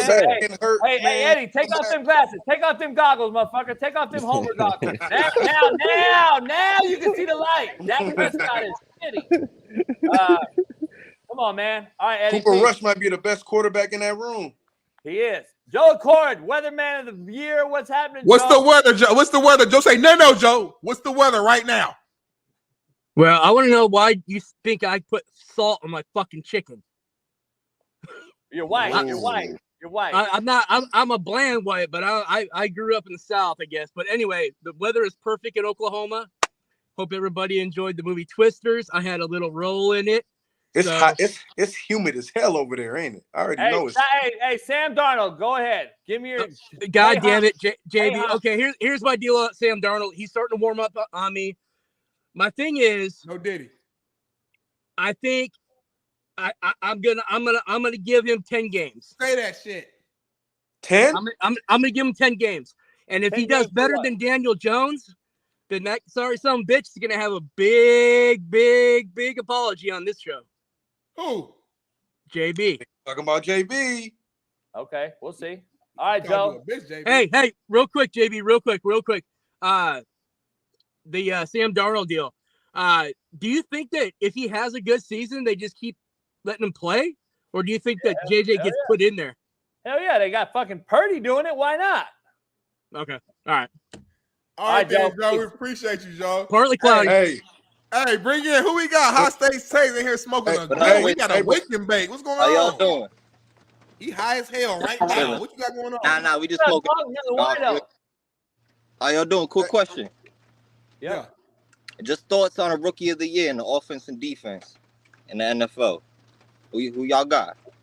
Oh shit! I got Like, Jaden Daniels on offense. I got Jaden Daniels offense, and on defense, They always give it to a quarterback, so you're right. yeah, it's gonna go over. And I got my boy for Atlanta, my Uso from UCLA. Who that? Defensive end out of UCLA that got drafted by Atlanta. First round. I don't know. The Colts got Latu gonna win. Oh, that's what I meant. I'm sorry. Colt. Him and Quiddy Pay. What position usually wins defensive? He's from Rhode Island. I'm from Rhode Island too. I feel like typically it's like either a big time corner if the corner gets like right. I was gonna say old boy from Toledo the corner from Toledo. He got drafted about Philly, right? Yeah. That's a good one. Yeah, he's Keynan Johnson or something like that. Yeah. Latu's a Tongan. My bad. Yeah, he's a Tongan. It's my coach, JB. See, there you go. Now you start. Remember we were breaking down the draft, and I thought, we said Atlanta should have took him. It's not. Yeah, I remember, but you good. Hey, I still love your answer. You just the wrong team, buddy. Hey, thanks for the call, brother. We appreciate you, my guy. Thanks, bro. Hey, before I jump off, I got one question for JB, man. One question for JB. Yo. Are the Lions the favorite to win the NFC North this year?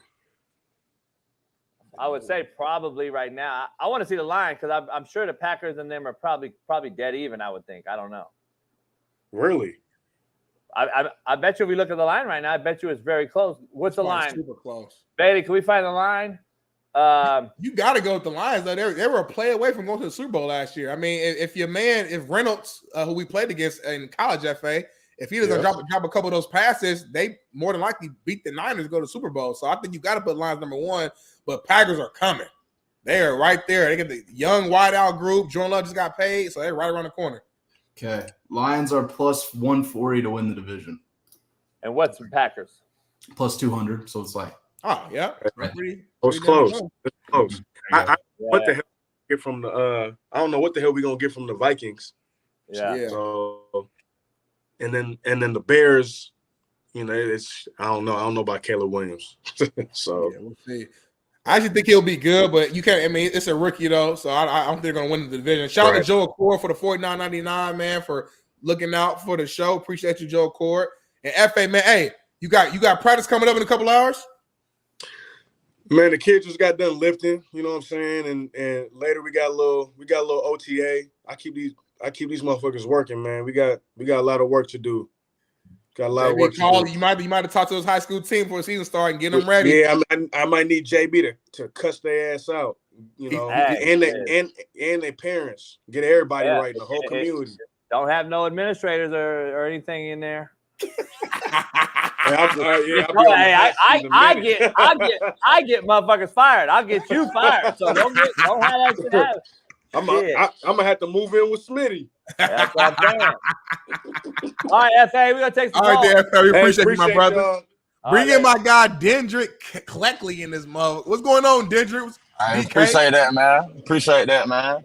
Where you headed? You headed to work right now, my guy? Yes, sir. I'm headed to work. I like to see that, black man. Get that money, man. Where you from? Louisiana, Georgia? Nah, Atlanta, Georgia. Yeah, ATL, ho. Yes, sir. Yeah, I've been watching the show for a long time, bro. I'm a big fan, bro. I appreciate y'all for letting me on. Oh, yeah. Appreciate the love and the support, my guy. You have any sports questions before you hop off, or you just want to show love? Yeah, I got a quick question to Coach JB. Do you think eventually Phillip Rivers, Big Ben, and Eli Manning all are getting the Hall of Fame, or just two of them? Ooh. I think all Because three. Phillip Rivers got better numbers than both of them. Yeah. Man, I don't know. That's a good question. Because listen, Eli to me got the 2 rings. Same with Ben. They got 2 rings, so separates them. Rivers, I don't know. I don't know if that last Colt year hurt him or not. He actually played well with us, though. Honestly. I know, but I just, it just kind of ended that way. I don't know. It's kind of interesting. Dog, back in the day when it's really true Hall of Famers, meaning the best of the best, I would have said no. But now I think they're letting more and more guys in because everyone gets a trophy-ass generation. So I think they probably will. Do you think just because you got people like Warren Moon and Dan Fouts saying they'll put Phillip Rivers in because of the numbers? Yep, I agree. Yeah, that's maybe the same thing. Yep. Man, that's all I wanted to ask, though. I appreciate y'all. Appreciate you. Appreciate y'all. Man, be safe, bro. All right. Let's keep it rolling, man. Bring in Air Flores is in the building. Air Flores. You on lunch break? What's going on here? Hey, what's going on, guys? I'm freaking right here mowing the side of the road, but I had to call in because Coach JB was saying ain't nobody real out here in this But hey, love it. Something to say to JB's point is like I'm 23 and I can see that everybody's kind of turning soft nowadays. Like the shit they do, how they act, and that may not mean a whole lot, but it's gonna bleed into your playing life at some point. Because they're too Hollywood, and that's what I like about you, Coach JB and Smith, is that you guys are not Hollywood. You don't care about what people think. You guys are here doing, for the people. You guys are being just patriots. You guys are being 1776ers. You know what I'm saying? So much love to you guys, man. Hey, and, shout out. Yeah, I'm also from Chicagoland area, and just seeing these young quarterbacks coming into the NFC and how they're handling, Fields, he's gone. But, with what's his name again? Caleb Williams. Well, the guy from USC who they just the Bears got. Caleb Williams. I'm so sorry. So Caleb, with him, man, it's like I didn't see enough in college. Maybe he was big star and all that, but I didn't think he had that real true test of hardcore games, And then, I thought it all just came. It just came at the end of the season when he's about to get drafted, and then people are kind of throwing stuff on top of him. But other than that, I don't really think he took that much type of pressure, man. I feel you on that, and we gonna find out. We gonna see. Shout out to Chicago. Hey, shout out to Harold's Chicken. Appreciate you be you, safe Ed. out there working. We gonna holler at you. Hey, Wido. We're gonna bring you in right. Wido, we're gonna bring you in right after this commercial break to end the show. Bet. Let's take a commercial. We'll be back in 4 minutes.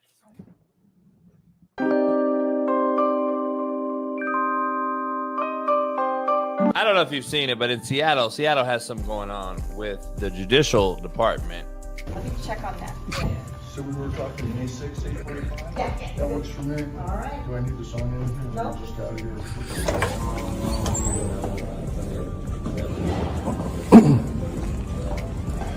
My comment about my client? Yeah. I just met her.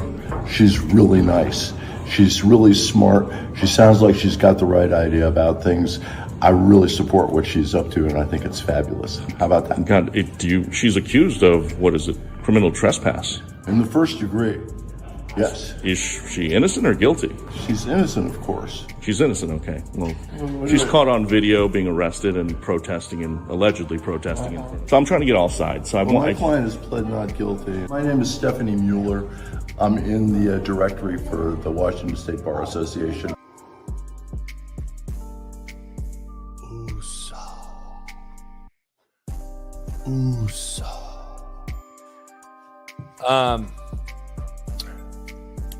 Its name is Stephanie. Why was her voice? Why was her voice so deep?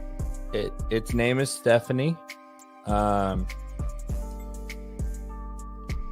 This is why women cannot coach men in the NBA, Smitty. This is what you have to understand is what's coming down the pipe, Smitty. This is why the women cannot be the head coach. Let me retract my statement. Women can coach in the NBA, and I think they should. They're very capable. I don't believe a woman should be a head coach of men in any sport because of situations like this. The delusion is flooding our brains. The delusion is flooding our brains. Did you drink? Are you okay? Because you had a lot of drink there.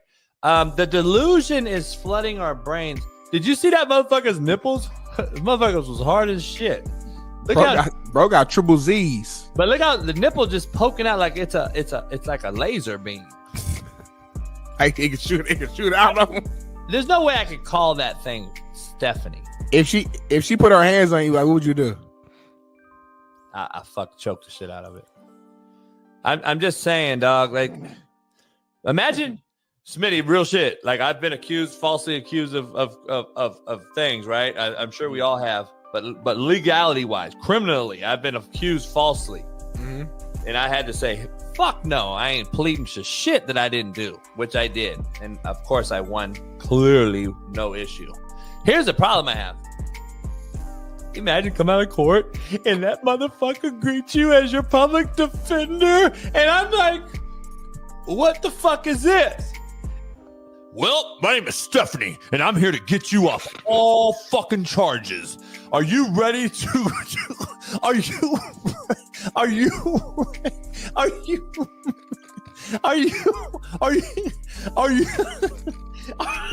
you ready to fight this good fight? Motherfucking titties is out in your face. Motherfucker got titties and nipples. Hey, my name is Stephanie. I'm ready to fight the good fight. Are you? I'm also ready to fucking club the fucking offensive tackle and put that motherfucker in the QB's lap. Are you ready? Why you sound like a superhero? Why'd your voice sound like a superhero? Did you hear that motherfucker? Homie, did you hear the fucking voice? I mean, it's unbelievable. Just reenact this with me. Like I'm walking out, okay? I just got fucking horrible news. Jason Brown, please stand. Yes, Your Honor. We are charging you with the felony accusations of ABCD. How do you plead? Not guilty, Your Honor. Please be your arraignment will be set for February 21st. Please go outside and meet with your public defender as what is it? She is awaiting you. Okay, thank you, Your Honor. Okay, I'm gonna walk out. Bailey, cue it up. Bailey, show what I'm walking out to. I'm walking out to court. I'm walking out to meet my fucking public defender. And what is your name, sir? She sounds like she's got the right idea about things. I really support. Excuse me? What? What? What? Judge, convict me now! Please take me to jail!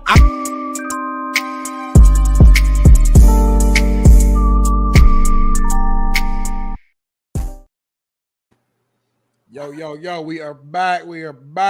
That's the greatest skit of all time. 15 minutes left when we got White Doe in the building. You said white what? You call it white Doe. JB, man, how the fuck you gonna call out the chat like this? We your supporters, coach. We donate, we tune in, we watch back. We don't mind the bucket hat, the visor. Love the hat, love the visor, love all the merch. Go shop, CoachJBStore.com. But damn, JB. Hey, why no? Eminem's the most overhyped rapper of all time. Couldn't agree more. Only his last 10 years. Encore, curtain call, pass, Slim Shady. Can't debate that, coach. One of the best wordsmiths of all time, but I agree. I mean, like this last album. You can't say both things then, Wiley. You can't say he's one of the greatest wordsmiths of all time and his first 10 years were untouched, you can't touch it, and then say you can say he fell off. You can say that. You can say I'm not a fan of his latest works, but you can't say he's one of the greatest wordsmiths of all time and then say he's overrated. Here's the thing, though, and if you evaluate a rapper, let's be real. he cannot be as lyrically gifted as maybe a Big Daddy Kane or a Cool G Rap or a Nas or somebody like that. But if his voice is unbelievable, let's just put Guru in this conversation, for instance. The Guru, Gangstar, to me, top 5 to me because voice, Gangstar's tracks, Premier, and then Guru to me was my top 5. That's just me. But his voice got him over the hump or the gray area of being on the border of maybe not as good as someone else. But his voice, Eminem's voice, homie, put him bottom 5 to me because I couldn't do it. I couldn't do it, and that's what it was for me. But I don't know. That's just, I think the voice has something to do with it, right? Because Too Short, by the way, is a horrible fucking lyricist. He's a nursery rhyme, but he's a trend. He's an entertainer, a trendy with the voice and the tracks, that 808 prelude beat, drum line, all that shit that he's got, that Bay Area shit, made him, some people call Too Short their favorite fucking rapper. Yeah, so like West Coast people. I'm just saying, like, doesn't all of that tie in as far as how you just, it's each his own, right? It's all who you like. Yeah, the voice is a big factor. For me, I don't think that has anything to do with Eminem, though, Coach. And in terms of Smitty with the wordsmith, he's always been one of the best wordsmiths ever, now and then. Can't debate that because you can literally just go read his lyrics, see how he rhymes, synonyms, how he puts it together is no question. For me, is he in the top 5? Is he one of the greatest rappers of all time? That, to me, has faded off, Smitty. Way back when, I think you could have made the argument, put him in there with a Jay-Z, with a Tupac, because of his lyricists, and he had great albums. He's the most selling rapper of all time. He competes with Michael Jackson, so you can't debate him on that. For me, Smitty, the tracks like Mosh, Stan, Lose Yourself, all those, Curtain Call, Encore, those to me is where that's real Eminem. You gotta love him, okay? Mosh is my favorite song. When I'm Gone, that's my favorite song, one of my favorite songs from him. But now the new shit, it's hard for me because my whole debate with all my dogs, I'm a Lil Wayne fan. Lil Wayne's my favorite rapper of all time, right? That's my GOAT, okay? Even though he's different than Eminem. He's not going to give you a song. It's just going to be freestyle rapping. Great metaphors. I love Lil Wayne. My hard debate with all my college boys with Eminem, trying to put him in a top 5 spot, right? You can't play him in the whip. We don't listen to him before games unless it's a hype song, one of those I'd mentioned already. So he's not in the club. So to me, it's hard to put him in the top 5. And now his new shit, Smitty, I'm not a fan of the acapella freestyle raps. And to me, all his songs sound like that. His latest album, I listened to it twice. I liked it a lot better. Okay, I'm about to say, I like the new album. New album, nice. Yeah, I put that one as like an 8 out of an Eminem category. He used to have 10s. His previous 2 before that, the Kamikaze, I had those like 3s. I couldn't listen to that. My preference, can't do it. But to me, I just don't put it. Who's underrated? Who's in this whole regime, and they got a little beef or whatever? I don't know, but they kind of came up all under Dre. Dre's the common denominator with 99% of these motherfuckers from 50 Cent on. The game is lyricist. It's very underrated. People don't really realize the shit. Nobody wants to fuck with the game, by the way, in like a battle. If you haven't noticed.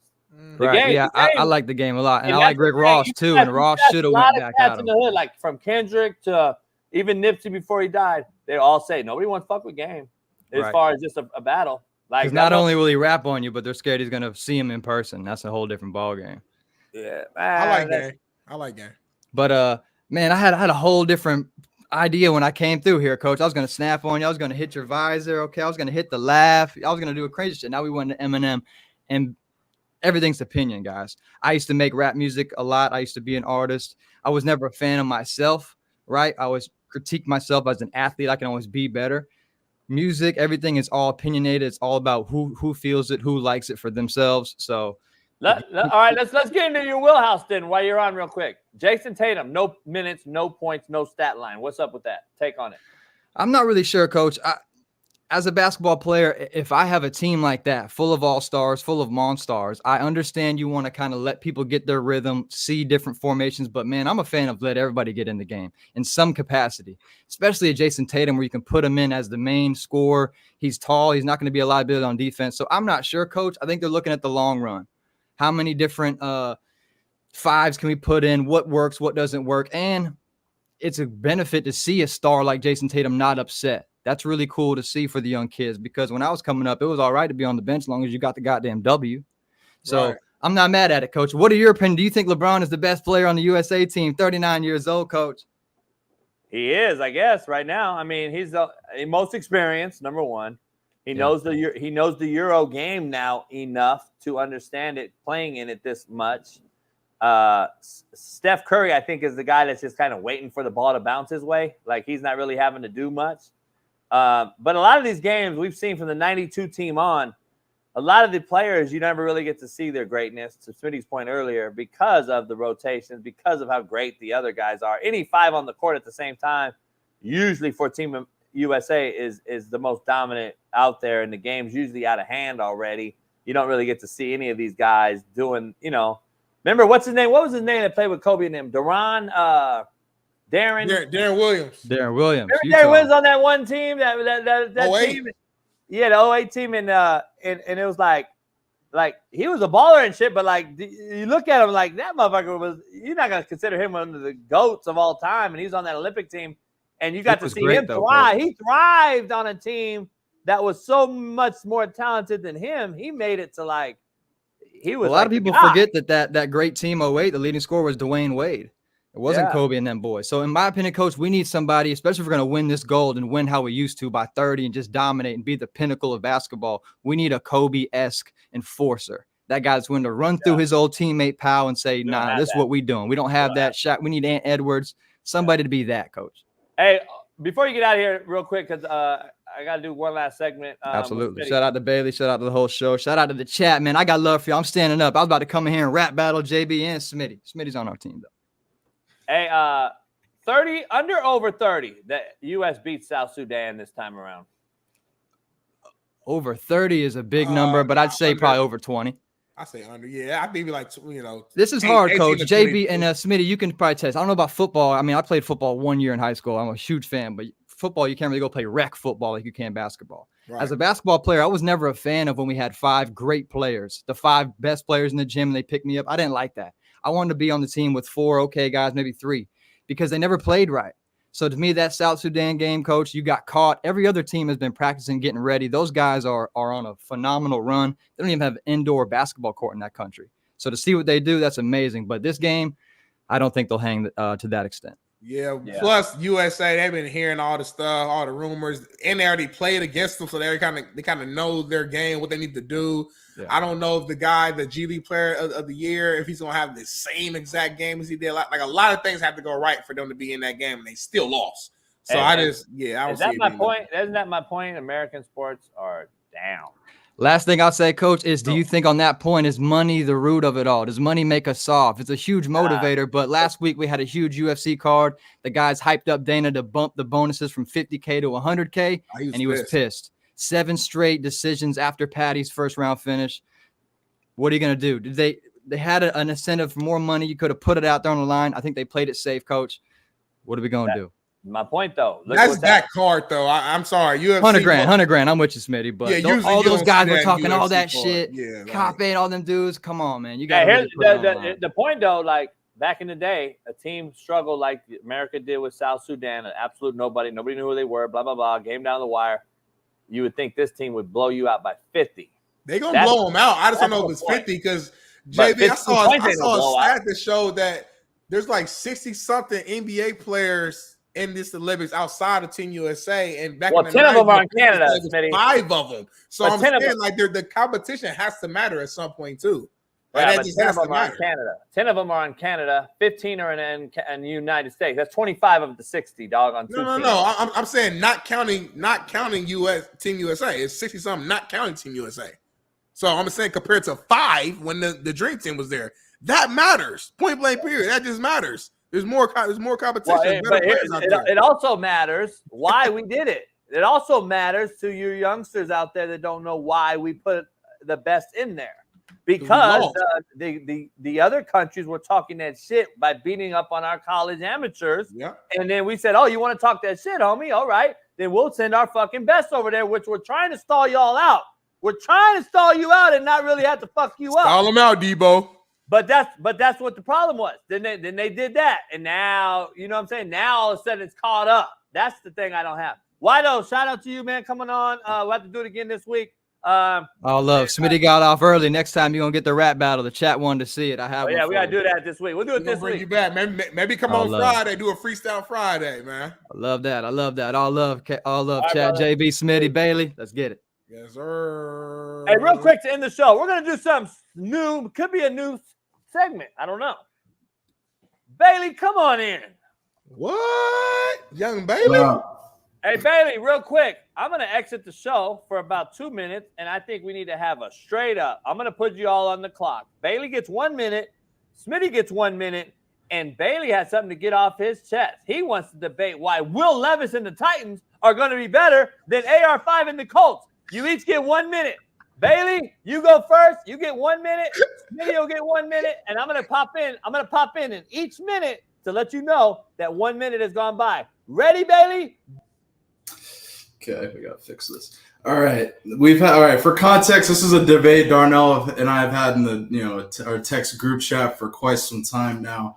But Darnell, here's what I will say: I am pretty damn confident that the Titans will be, they will be improved. They will surprise many people, especially Will Levis. Will Levis is the key to this all. You know what I'm saying? Especially kind of how AR5 is the key to the Colts' success. If AR5 don't play, how are the Colts going to be good? Are you really that confident with Flacco? But here's what I will say. The Titans will be improved specifically because of one reason: their offensive line.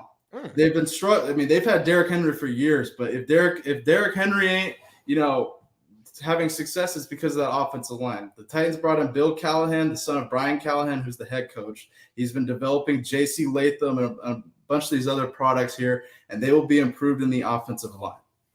There, that's my minute. Go ahead, Darnell. Listen, I hear what you're saying. I'm not going to argue against the Titans improving. The main thing is this, though. It's not about are the Titans improving. My thing is it won't matter. They're not improving enough to where it's going to have a huge impact within the division. Why? The Texans have improved. The Colts have improved. The Jaguars will improve. So although the Titans might improve, the balance isn't the same. If the Titans improve tremendously and the other team declined, then it might be a real conversation. The Titans are the worst team in the division. You cannot confidently tell me right now, if you had $100,000 to bet on any team in that division to win the division, you're not putting any money on the Titans. There's no team, when healthy, again, we're assuming everybody's healthy right now. Will Levis, AR5, everybody. There's nobody their roster-wise or team-wise is better. My coach just last year won, 9 games last year without our main guy QB, without our main system that Shane Steichen had put together. Now we're coming back with a healthy team, a healthy Jonathan Taylor from the get-go, a healthy offensive line, a Donnie Mitchell wide receiver to add along Michael Pittman and Josh Downs and those boys. Jaguar just paid Trevor Lawrence the bag, so they're going to try to bounce back. And then we know what the Texans are. I'm sorry, Tennessee. I think they're a year to probably a couple years away from mattering. Beep. Go ahead, Bailey. You got 5 seconds rebuttal.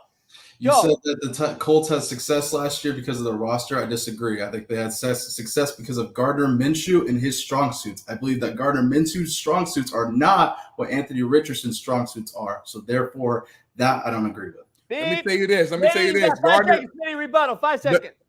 As good as Gardner Minshew was, the Colts actually were limited with him as our QB because it's not a system that Shane Steichen put into play. With AR5, you would see the offense be much more explosive, and we will win more games. What were the numbers? Offensive numbers with Gardner versus AR5. AR5 played 3 games. Chat, who's the winner, chat? Who's the winner, chat? Drop it in the chat below. Who's the winner? Who's the winner? Oh, Smitty got that one. Bailey got that one. Great conversation. It's close. Give me a poll. Who won? Drop it in there. I'll make the final vote.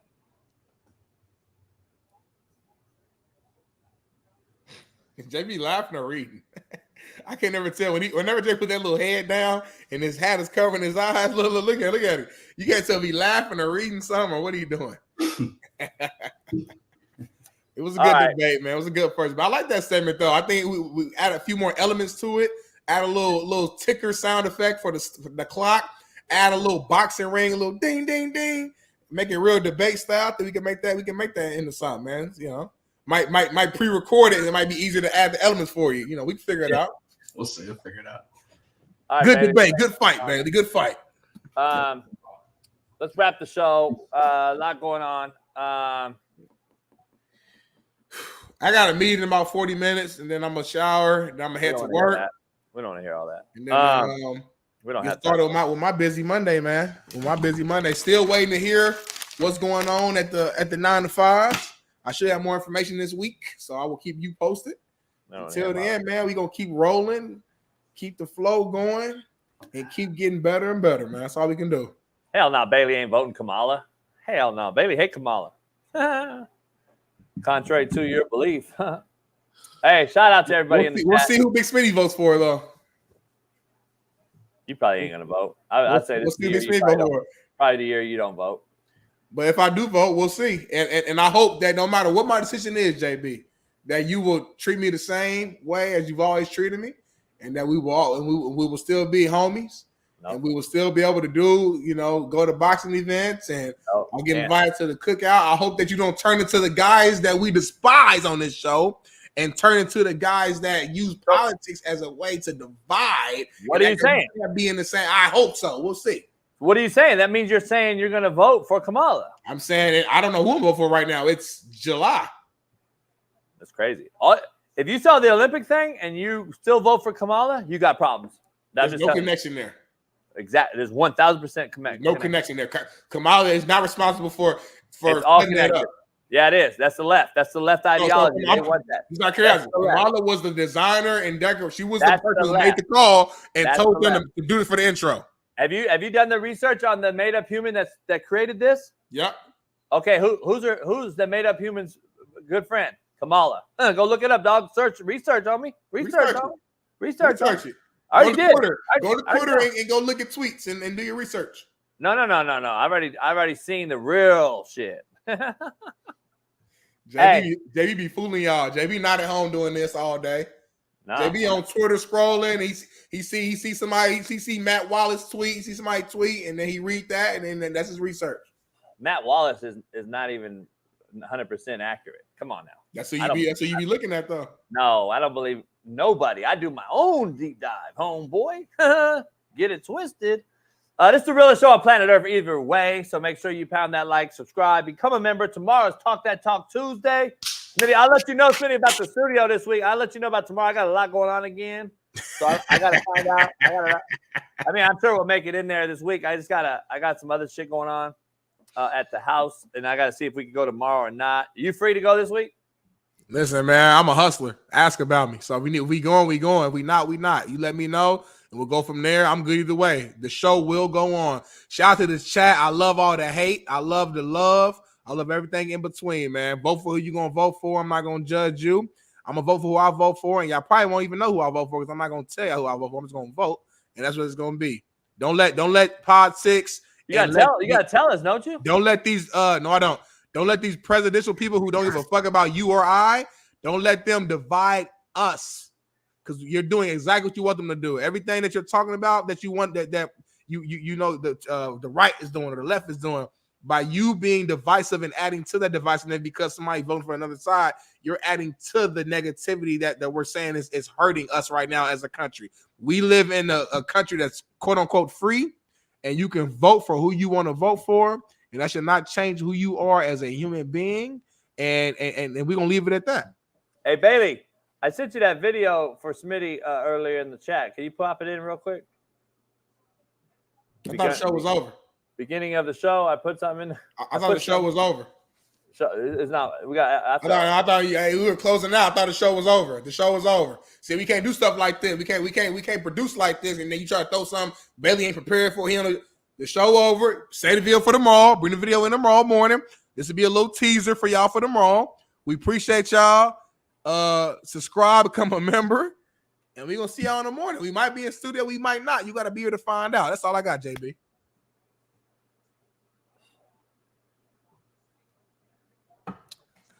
Oh yeah, it's a picture. My bad. It's a picture. My bad. We'll do it. We'll show it later. It's all good. Win on me, win on 3. 1, 2, 3. Issues get pressed so fast, you don't get sacked like bags and baggage. Smitty and Jason Brown, kill the ass a rap. We what the game's been missing.